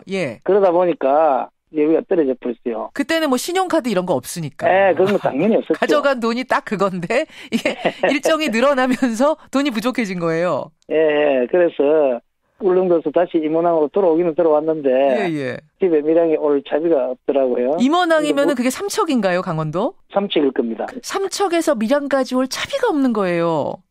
그러다 보니까 염치 불구하고 울릉도 가기 전에 묵었던 그 여관이 아마 이원규 씨 여관이라고 기억이 되는데. 예. 그 집에 가서 사정을 이야기하고 돈을 빌렸어요. 그러니까 울릉도 가기 전에 삼척에서 잠깐 머물렀던 그 여관으로 다시 찾아가셨어요. 달리 방법이 없었잖아요. 예. 그 지금 같은 온라인으로 금방 돈을 송금받을 수도 있고 이랬지만 그 당시에는 그런 게 전혀 없었으니까. 그러니까. 흔쾌히 그냥 빌려주시던가요? 제 기억으로는 그렇게 빌려준 것 같아요. 바로 갚겠다고 약속을 하고. 예. 근데 이제 그 집 주소를 적어가지고 왔는데, 왜냐하면 은행 온라인 통장이 있는 것도 아니고 그 당시에 그랬어요. 그래서 주소로 이제 돈을 붙인다고 했는데, 본의 아니게 그 주소를 메모지를 잊어버렸어요. 붙일 주소하고 이름하고 적어서 이쪽으로 보내드릴게요 했는데 그 적은 쪽지를 잊어버리셨어요? 네, 적은 쪽지를 잃어버렸죠. 아이고. 잃어버려가지고 어떻게 갚을 방법이 없는 거예요. 그 집에 찾아가기 전에는. 그러네요. 근데 이제 저도 그 당시에 회사 다녔던 사람이고 하니까 마음대로 찾아갈 수도 없었고 또 밀항서 임원까지는 거리도 상당하거든요. 사실은 또 큰 돈이 아니니까 바쁘게 살다 보면 이게 사실 잊을 수도 있어요. 예. 그런데 그때는 한두 밤 그 짰다는 그걸 인연으로 그걸 빌려주는 게 너무 고마워서 못 갚은 게 계속 마음에 끓이더라고요. 찜찜하신 거죠. 그게 단돈 찜찜했죠. 5,000원이 됐든 10,000원이 됐든. 그분들의 그 선의에 내가 일종의 배신을 한 거거든요. 내가 틀림없이 갚겠다고 살령사정해갖고 빌려왔는데 그분들이 생각할 때는 아이고 뭐 너도 별 수 없는 사람이지 막 이런 식으로 아마 생각했을 거라 생각하니까 상당히 못 견디겠는 거예요. 그런데 쪽지는 발견할 방법이 없고 그러다가 근데 그 혹시 쪽지를 잊어버릴 거에 대비해가지고 내가 어디 뭐 일기장이나 이런 노트에 어디 적어놨나 봐요. 그건 사실을 몰랐는데 그걸 최근에 그 이사를 오면서 그걸 뒤지다 보니까 그게 딱 나오는 거예요. 그러니까 쪽지에 하나 적어놓고 혹시 잃어버릴지 모르니까 내가 여기다 적어놔야겠다 하고서 일기에다가 조그맣게 적어놓은 거를 깜빡 잊으셨던 거군요. 근데 그걸 발견하셨어요, 일기를? 최근에 지금이라도 보내야 되겠다고 114도 물어보고 뭐 이래 했어요. 그래 이제 최근에 원덕업 사무소 민원 사무실에다 전화를 했어요. 잘 찾으셨네, 민원 사무실을. 그래 했더니 연락 주겠다 이러더라고요. 그래 한 2, 3일인가 있으니까 그럼 연락이 왔어요. 왔어요.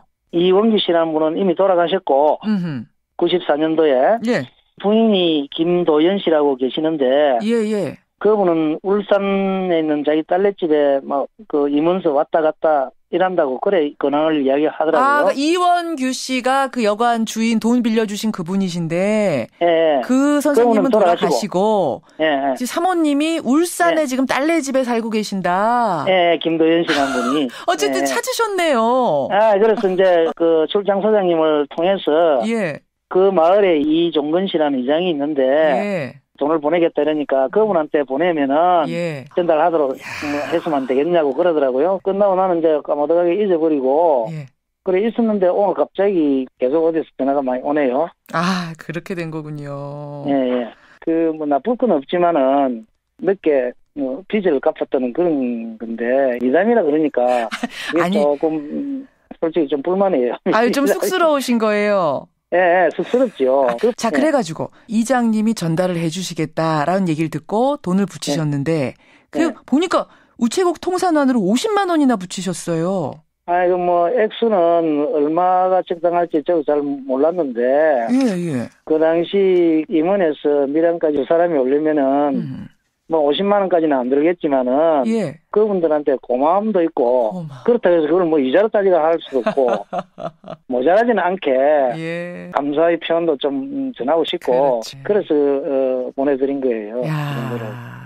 그러니까 이걸 지금 그 돈 빌려주신 이원규 선생님은 여관 주인 이원규 씨는 세상에 안 계세요. 그분이 받지는 못하시는 거잖아요. 그래서 저는 마음이 더 짠하네요. 이거 아주머니가 받으시면 뭐라 그러실까요? 아마 아주머니는 기억에도 없을지도 몰라요. 여간하니까 수많은 사람을 상대를 했을 테고. 그렇기도 하지만 제 생각에는 이거를 돈을 빌려주면서 내가 이걸 못 받아도 그만이다. 받으면 좋지만 아마 이런 심정으로 주셨을 거기 때문에 아마 기억에는 없으실 테지만 이거 받아들고는 얼마나 뿌듯하시겠어요. 쑥스러워갖고 출연도 안 하시겠다고 하는 걸 저희가 억지로 모셨어요. 저는 좀 쑥스럽긴 하지만은 이 메마른 세상에 이런 조그마한 일도 그 잔잔한 그 뭐 감동이 된다고 참말로 그렇다면은 그것도 또한 뭐 나쁜 일은 아니다 싶어서 주저주저 하다가 이렇게 인터뷰도 하고 이렇게 했습니다. 잘하셨습니다. 예, 불신의 시대라고 하잖아요. 사기치는 사람 뉴스 이런 것만 듣다가 38년 전에 어쩌면 안 갚아도 될지도 모르는 그 돈을 주인을 찾아서 갚는 이 훈훈한 이야기를 들으니까 마음이 따뜻해지고 뭔가 우리 사회에 아직도 신뢰라는 게 남아있구나 싶어서 마음이 좋습니다, 선생님. 제가 대표로 감사드리고요. 이 시대에 살아있는 양심이 돼주셔서. 그리고 김도연 아주머니, 그러니까 여관 주인 그 사모님 만나러 가신다고 제가 들었거든요. 잘 만나고 한번 포옹도 해주시고 사진도 찍고 이러고 오세요. 예, 고맙습니다. 고맙습니다. 38년 전 여관 주인에게 여비를 빌렸던 그 돈을 38년 만에 갚아서 화제가 된 분입니다. 밀양의 전상구 씨였습니다.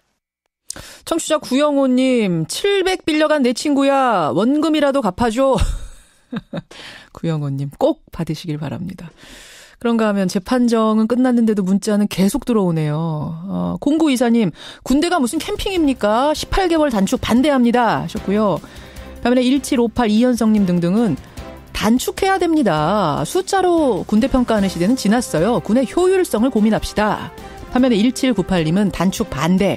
운전도요 2년은 지나야 익숙하게 브레이크 밟습니다 하셨어요. 반면에 어머님들 문자가 꽤 많이 왔는데 군 복무기간 단축 환영합니다. 저희 아들 곧 입대하는데요.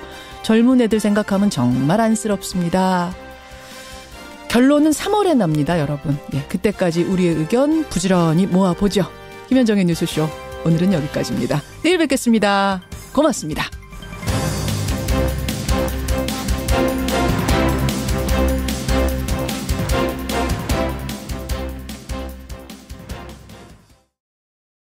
네, 그렇습니다. 그나저나 뭐 자주 모실 수 있는 분이 아니니까 제가 나오신 김에 짧은 질문 하나만 드릴게요, 시장님. 네. 뭐 지방선거가 얼마 남지 않아서 박 시장님 어디에 가나 이 질문 받으실 텐데 서울시장 3선 도전 사실상 사실로 봐도 되는 거죠? 예, 뭐 사실상 고민의 매듭은 지은 상태고요. 제가 공식적인 자리는 따로 가질 예정입니다. 사실 뭐 지난 6년간 서울의 혁신을 이렇게 연속적으로 이끌어온 사람으로서 또 문재인 정부의 성공에 책임이 있는 사람으로서 제게 주어진 그런 소명에 대해서 많은 고민을 했고요. 네, 이제 뭐 공식적으로 밝히겠습니다. 그렇군요. 매듭은 지었다 말씀하셨어요. 뭐 이거는 이제 박 시장뿐 아니라 일반적인 이야기일 수도 있습니다만 지자체장 3선에 도전하는 분들에게는 피로감 얘기가 나오기 마련입니다. 3선 피로도. 시민들이 피로도를 느껴서 3선은 쉽지 않다라는 이런 당 내부의 설왕설래 어떻게 보세요? 그건 뭐 정치인들의 얘기라고 생각하고요.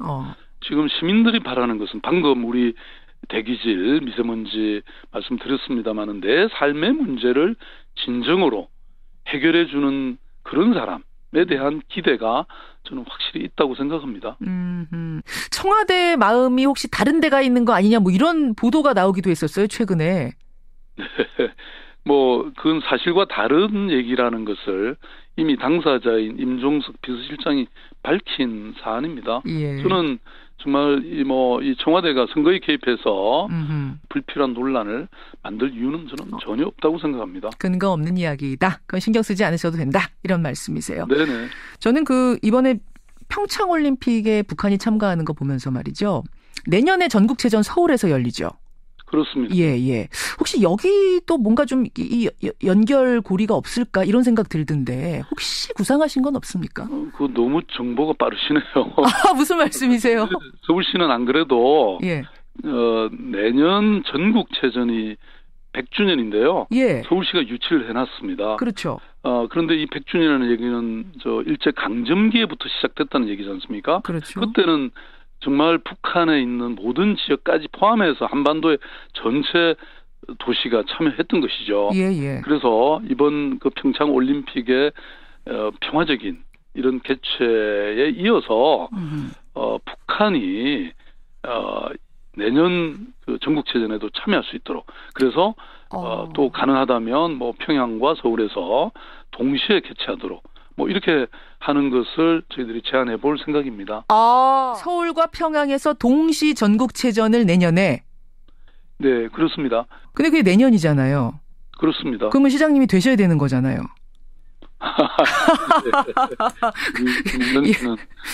질문이 집요하시네요. 알겠습니다. 뽑아달라. 그럼 제가 그것도 성사시켜보겠다. 아마 그런 의미로 지금 자신감 있게 밀고 나가시는 것 같습니다. 여기까지 확인하겠습니다. 고맙습니다. 네, 감사합니다. 예, 박원순 서울시장이었습니다.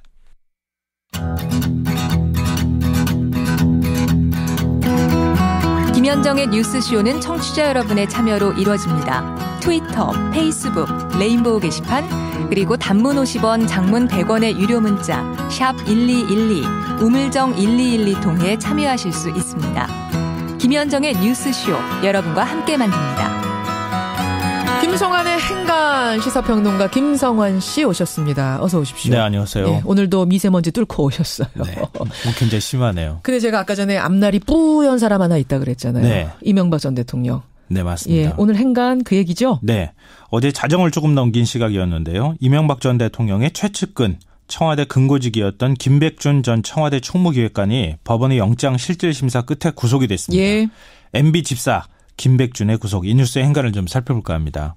그러니까 뭐 되느냐 마느냐 반반이었어요, 사실은. 근데 구속영장 발부가 됐습니다. 네, 맞습니다. 이명박 전 대통령의 40년 직위이자 재산관리인, 또 위인 설관이라는 비난까지 들으면서 수석급 기획관에 앉혔던 아주 이례적인 인물이거든요. 정말 최측근이죠. 예. 근데 영장이 기각되지 않을까 이렇게 했는데 이 서울중앙지법 오민석 영장 전담 판사는 죄를 범하였다고 의심할 만한 상당한 이유가 있고 증거인멸의 염려가 있다 이러면서 구속영장을 발부했습니다. 예.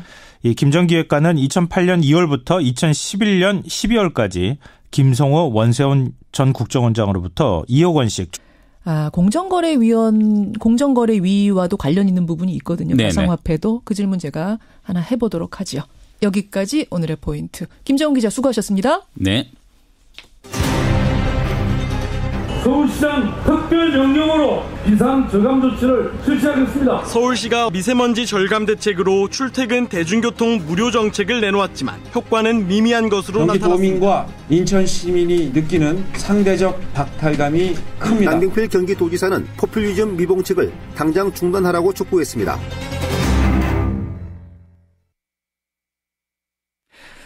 예, 서울시가 지난 월요일에 출퇴근 시간 버스, 지하철 무료 운행을 시행했습니다. 자율적인 차량 이부제를 유도해서 어떻게든 자가용 통행량을 줄여보고 공기질을 좀 낮게 개선해보자라는 거였죠. 근데 결과를 놓고 지금 갑론을박이 거셉니다. 대중교통 무료 운행에 들어간 돈은 자그마치 50억 원인데 이날 출퇴근 시간의 교통량은 크게 달라지지 않았기 때문입니다. 경기도 남경필 지사까지 이 논란에 가세했습니다. 서울시의 미세먼지 공짜 운행 이거 포퓰리즘 미봉책이다. 당장 중단해라. 이런 얘기인데요. 그럼에도 오늘 서울시는 다시 출퇴근길 대중교통 무료 운행을 시행하고 있습니다. 여러분 어떻게 생각하십니까? 박원순 시장의 생각을 직접 들어보죠. 서울시 박원순 시장 연결이 돼 있습니다. 박원순 시장님 안녕하세요. 네, 안녕하세요. 반갑습니다. 반갑습니다. 버스, 지하철 오늘도 무료더라고요. 예, 지금도 미세먼지가 아주 심각한 상황입니다. 예. 오늘 새벽 첫 차부터 시작해서 9시까지 출근길 무료, 그리고 퇴근길도 무료. 오늘은 좀 효과를 기대하세요? 어제 논쟁이 많이 됐기 때문에 분들이 좀 더 많이 참여해 주시지 않을까 싶고요. 저는 뭐 이 문제에 대해서는 사실 근본적으로 아니 미세먼지가 이렇게 심각하고 이것 때문에 시민의 생명과 안전이 위협받고 있는 상황 속에서 서울시가 취하고 있는 이런 비상 저감 조치는 사실 저는 이거는 마땅히 정부 기관으로서 해야 될 일이고요. 이걸 시비 거는 것을 저는 좀 이해가 사실 안 됩니다. 누구나 이거 더 참여할 수 있도록 독려하고 함께 참여해야 되는 거 아니겠어요? 마땅히 해야 될 일, 뭐든지 할 수 있는 건 다 해봐야 되는 상황인데 이걸 갖고 시비 거는 건 이해가 안 간다. 그렇습니다. 이 말씀이세요. 그 미세먼지 심각하다는 건 누구나 인정하고 이거 어떻게든지 줄여야 된다는 건 누구나 인정합니다. 다만 이제 그 방법에 있어서 생각들이 좀 다른 것 같아요. 박원순 시장의 서울시는 대중교통 무료 정책을 선택을 한 건데 남경필 경기도지사의 생각은 좀 다르더군요. 전체 운전자의 20%가 참여하면 1% 정도 미세먼지 농도 감소가 예측이 된다. 근데 실제로는 20%도 아니고 2%가 참여했다. 효과가 전혀 없었다. 하루 공짜 운행하는데 예산이 50억 원이 든다. 열흘이면 500억 원이다. 한 달이면 1,500억 원이다. 그야말로 혈세가 먼지처럼 날아가고 있다. 이렇게 반박을 했습니다. 답변을 주시죠. 저는 지금 정치적으로 이 문제를 접근할 것이 아니고요. 시민의 생명과 안전이라는 관점에서 접근해야 된다고 생각합니다. 사실 방금 말씀하신 그런 이 추정은 사실이 아니고 평소에도 사실은 이제 경기도의 경우에는 CNG 버스의 전환도 지금 절반밖에 안 하고 있고 천연가스 그렇죠. 100% 하고 있는데 그다음에 노후 경유 차량의 운행 제한도 제대로 안 하고 있습니다. 어제 경우에 경기도 지역의 미세먼지가 훨씬 더 심각했습니다. 그런데 어제 오전을 보면 서울은 79인데요. 경기도는 거의 100에 가까웠습니다. 그런데 아무것도 하지 말자고 하는 것이지 않습니까? 그러니까 서울시는 비상저감 조치를 실시하고 중부도 마찬가지입니다. 그런데 이런 것을 하고 있는 효과가 없었다고 하는데 경기도가 참여했다면 훨씬 더 효과가 높아졌죠. 경기도한테 한번 권유해보지 그러셨어요. 같이 좀 권유했죠. 10번 이상을 실무적으로 협의했고 그런데 예산이 부족하다는 이유로 방금 또 예산을 얘기하셨는데 저희들의 경우에는 이런 비상저감 조치를 실시할 경우가 연간 한 7번 정도 될 김현정의 뉴스쇼.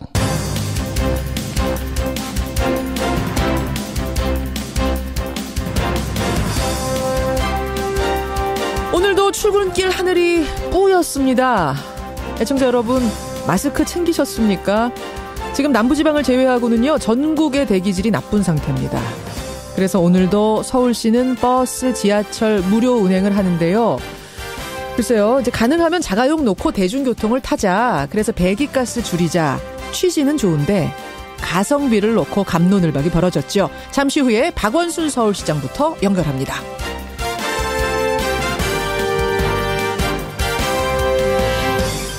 뿌연 공기만큼이나 당장의 거취가 뿌연 사람, 바로 이명박 전 대통령입니다. 간밤에 최측근인 김백준, 김진모 두 사람 구속됐습니다. 이건 다스가 아니라 국정원 특활비 관련이죠. 특히 이명박 전 대통령한테 보고를 했다는 진술까지 나온 상태입니다. 결국은 MB는 다스가 아니라 특활비로 검찰청 포토라인 직전까지 온 것 같습니다. 참 굵직한 뉴스가 많은 아침, 김현정의 뉴스쇼 출발합니다.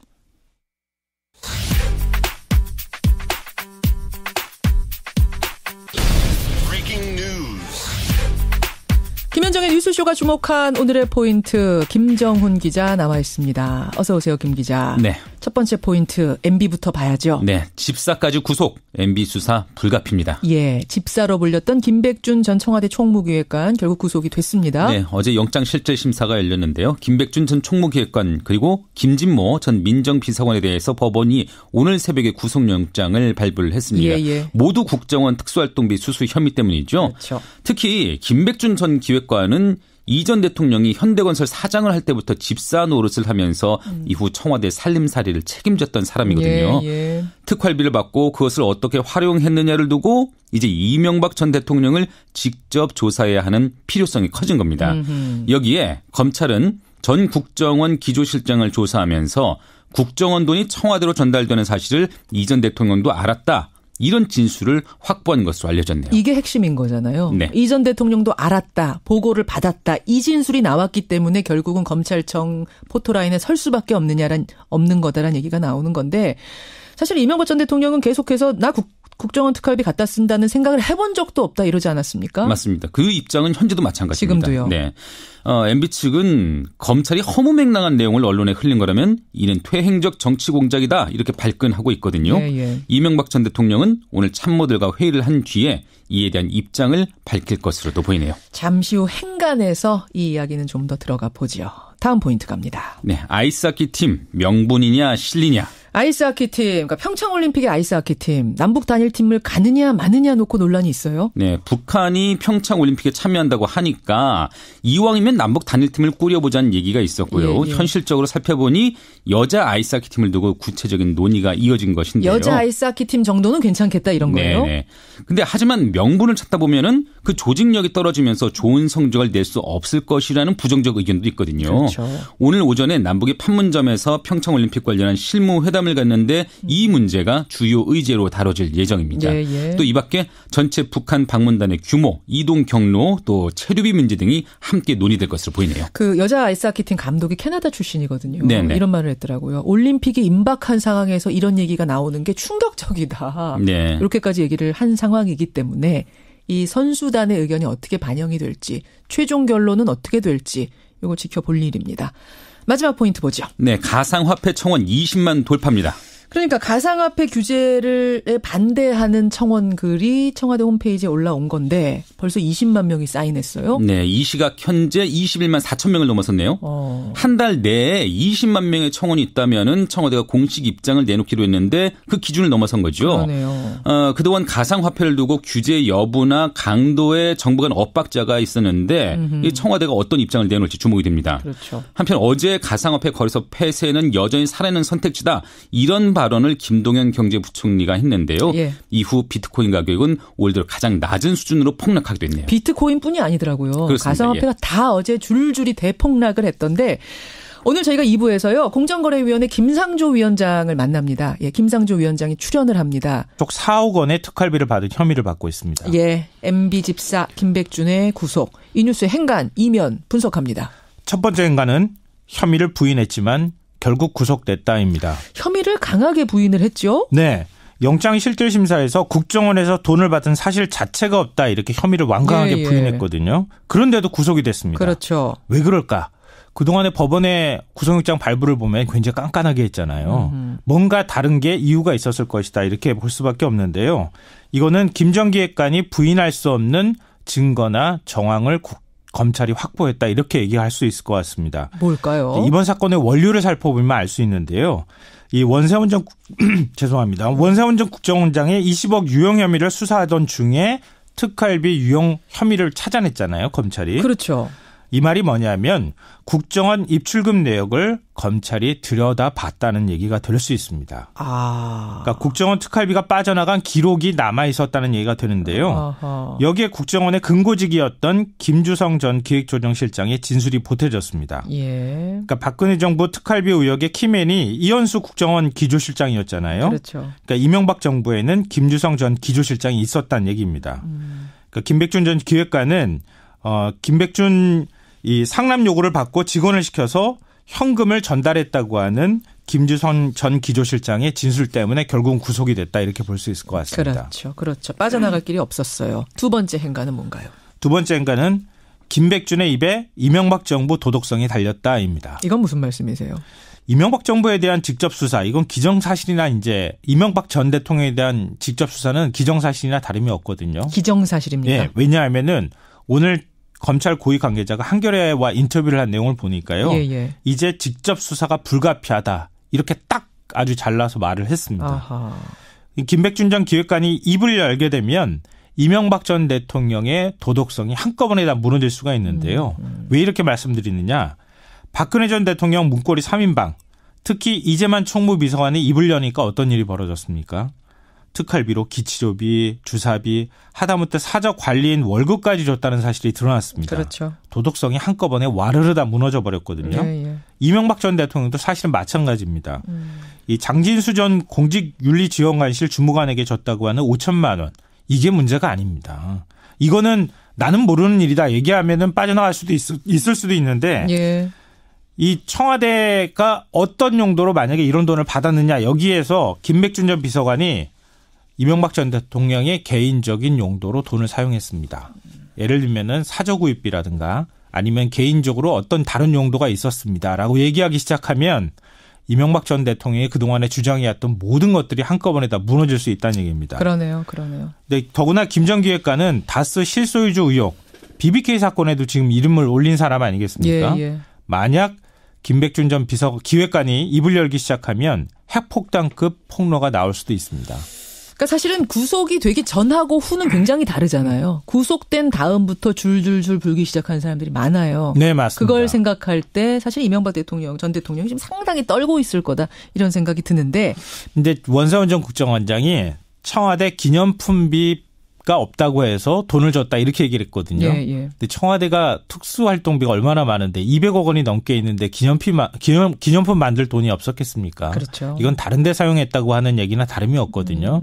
그러니까 이 사용 용도가 어떻게 드러나느냐에 따라서 이명박 전 대통령은 거부할 수 없는 뭔가의 올가미에 가둬질 수도 있습니다. 그래요. 아까 전에 그러셨잖아요. 뭐 이명박 전 대통령 수사는 이제 기정사실이다 그러셨잖아요. 네네. 사실은 아까 말씀하신 그 김주성 이분이 그러니까 조정실장, 기조실장 국정원에 이미 이명박 대통령한테 보고했다라는 증언도 나왔어요. 네, 직접 이런 보고를 거 볼 했다. 때는 이거 받으면 큰일 납니다. 이렇게 얘기했다는 거 아니에요? 했다는 거예요. 네. 그러니까 이게 직접 수사를 할 수밖에 없는 상황이란 말씀이시고 마지막 행간 뭡니까? 마지막 세 번째 행간은 최후의 저항이 시작될 것이다. 최후의 저항. 네. 대책회의 한다면서요? 네. 그러니까 특활비 의혹 나오자마자 뭐 측근들 한 20여 명 모여서 대책회의 했잖아요. 그렇죠. 오늘 또 삼성동 사무실에서 참모들과 대책회의를 한다고 오늘도 한 합니다. 20명 모이는 거예요? 예. 뭐 그보다 아마 더 모일 수도 있는데요. 과연 어떤 메시지를 내놓을까? 아마 직접 이명박 전 대통령이 나설 수도 있을 것 같습니다. 그 정도 적극 공세로 나서는 것 같다. 네. 여기까지 오늘의 행간 김성환 씨 수고하셨습니다. 네, 고맙습니다. 그걸로 예상되고 있습니다. 이 정도의 비상, 그러니까 무료로 대중교통을 제공할 정도의 비상 상황은 그렇습니다. 7번 정도 예상하세요? 네, 그게 한 1월, 3월에 집중되고 있고요. 왜냐하면 1월, 3월이 중국에서의 이 미세먼지가 날라오는 경우도 많고 또 이게 겨울이 철이지 않습니까? 방도 많이 하고 뭐 여러 가지 이유 때문에 이 시기에 집중되고 있는데 저희들이 예측하기로는 한 7번 정도. 그러면 보통 한 번에 한 50억 정도 해서 뭐 한 300억 내외에 이런 예산이 지출될 걸로 예상되고 저희들은 이미 예산 조치까지 다 해놨습니다. 그 정도는 감당할 만한 수준이다라는 말씀이신 거죠? 해야죠. 그리고 이 돈이 어디 하늘에 날아가는 겁니까? 그러니까 50억 원을 선택할 거냐 시민의 안전과 생명을 선택할 거냐 저는 마땅히 그에 대한 답을 한 것입니다. 그 7번이라는 수치는 근데 어떻게 나온 건가요? 아니 그게 수치가 지금 납범이라고 하는 대기질이 네 지금 그 비상 저감 조치를 발령할 그 기준이 있습니다. 지난해를 그렇죠. 지난 분석을 해서 평균을 냈다. 그렇습니다. 그렇게 그래서 그거는 지금 뭐 굉장히 선동적인 얘기죠. 사실도 아닌 걸 가지고. 사실도 아닌 걸 갖고 남지사가 선동하고 있다. 뭐죠? 약간 시기 질투한다 이렇게 보시는 거예요? 경기도가 먼저 해야 되는데 못해서? 경기도 도민들 입장에서 보십시오. 지금 서울시보다 훨씬 더 나쁜데 서울시는 이런 조치라도 취하고 있잖아요. 근데 경기도는 아무것도 안 하고 협조도 안 하고 아니 사실 이게 대기라는 게 호흡 공동체잖아요. 공동체죠. 또 대기가 따로 있고 서울시 대기가 따로 있습니까? 아니 같이 협조해서 이것을 조금이라도 해결을 할 생각을 해야지. 아니 느닷없이 사실 저는 남경필 지사를 굉장히 평소에 좋게 생각하고 협력해 왔습니다. 저한테 한 번 전화나 이런 뭐 협의도 안 하고 갑자기 아니 그런 말을 쏟아내는 것이 이해가 안 가고 저는 저를 비판하기 전에 본인의 얘기를 해주셨으면 좋겠습니다. 본인의 얘기를요. 제가 한 가지 참고로 말씀드리면 이 중국에서 날아오는 비산먼지가 한 절반을 조금 넘고요. 우리가 분석한 평가한 바에 따르면 그 다음에 국내 원인 중에서 이 배기가스 그러니까 자동차의 배기가스가 또 한 절반 정도 25% 정도 됩니다. 그러니까 저희들이 이런 비상저감 조치를 실현한 이유가 거기 있는 거죠. 근데 박 시장님 바로 그 부분을 지적하시는 분도 꽤 많으세요. 그러니까 공기 공동체다. 어차피 공기라는 건 중국에서 날아오고 경기도에서 날아오고 남부지방에서 날아오고 서로서로 공유하는 건데 특히 중국발 미세먼지가 지금 우리나라 미세먼지 절반을 차지하는 상황에서 중국 쪽이 꿈쩍 안 하는데 우리가 하루에 50억 원씩 들여서 그것도 서울시만 배기가스 이거 줄이려고 애쓴다고 해서 무슨 효과가 있겠는가? 그러면 그렇다고 우리가 가만히 있으라는 얘기입니까? 지금 이 비상 상황에서 필요한 것은 말하자면 경기도나 인천시나 서울시나 할 것 없이 누구나 머리를 맞대고 함께 이것을 줄이기 위한 노력이 필요하다는 것이고요. 예. 사실은 경기도와 인천시 동참 없이는 한계가 있을 수밖에 없죠. 왜냐하면 그렇죠. 2,500만 수도권 시민의 상당수가 서울을 무대로 활동하잖아요. 근데 그분들이 지금 전혀 움직일 생각이 없으신 것 같은데 그러면 그럼에도 불구하고 계속 하실 건가요? 아니 서울시라도 해야죠. 한마디로 말해서 남 지사님 그런 비판하실 시간에 같이 참여하십시다. 이 말씀하시는 거예요. 그래야 효과가 날 거다. 그렇습니다. 자, 그러면 어쨌든 경기도나 인천시나 뭐 좀 나아가서 충청도 참여 안 하더라도 서울시라도 하겠다는 의지는 확실하신데요. 몇 %까지 효과를 지금 기대하고 계세요? 이 정도면 성공했다라는 어떤 기준 같은 게 있습니까? 두 자리 숫자 정도는 가야죠. 그 월드컵 때 예. 2부제를 강제로 했더니 19% 정도의 교통량이 저감된 효과가 있었거든요. 예, 예. 사실 처음으로 했던 일이고 서울시 혼자서 그게 1.9%고 지하철의 경우 이용자가 2.1% 늘었거든요. 그렇죠. 그 처음 치고 저는 반드시 나쁜 숫자도 아니라고 봅니다. 알겠습니다. 그럼요. 알겠습니다. 경기도가 전반적으로 해주면 왜냐하면 경기도의 차량이 사실 서울로 많이 들어오지 않습니까? 그렇죠. 그 경기도가 해주면 이게 확실히 효과가 있는 겁니다. 예, 네. 지금 서울시장의 입장은 충분히 설명을 하신 것 같고요. 아마 청취자들이 나름대로 다 판단을 하시리라 보고. 박원순 시장님. 특별히 청취자 여러분께 말씀드리고 싶어요. 오늘은 자동차 키는 놓고 예. 그리고 마스크는 반드시 챙겨서 예. 나와주시면 좋겠습니다. 그러면 확실히 효과가 있을 겁니다. 뭐 서울뿐만 아니라 전국의 분들이 이게 뭐 차량 2부제를 하느냐 마느냐가 아니라 다 그렇게 좀 참여하셨으면 좋겠다 그 말씀하신 거.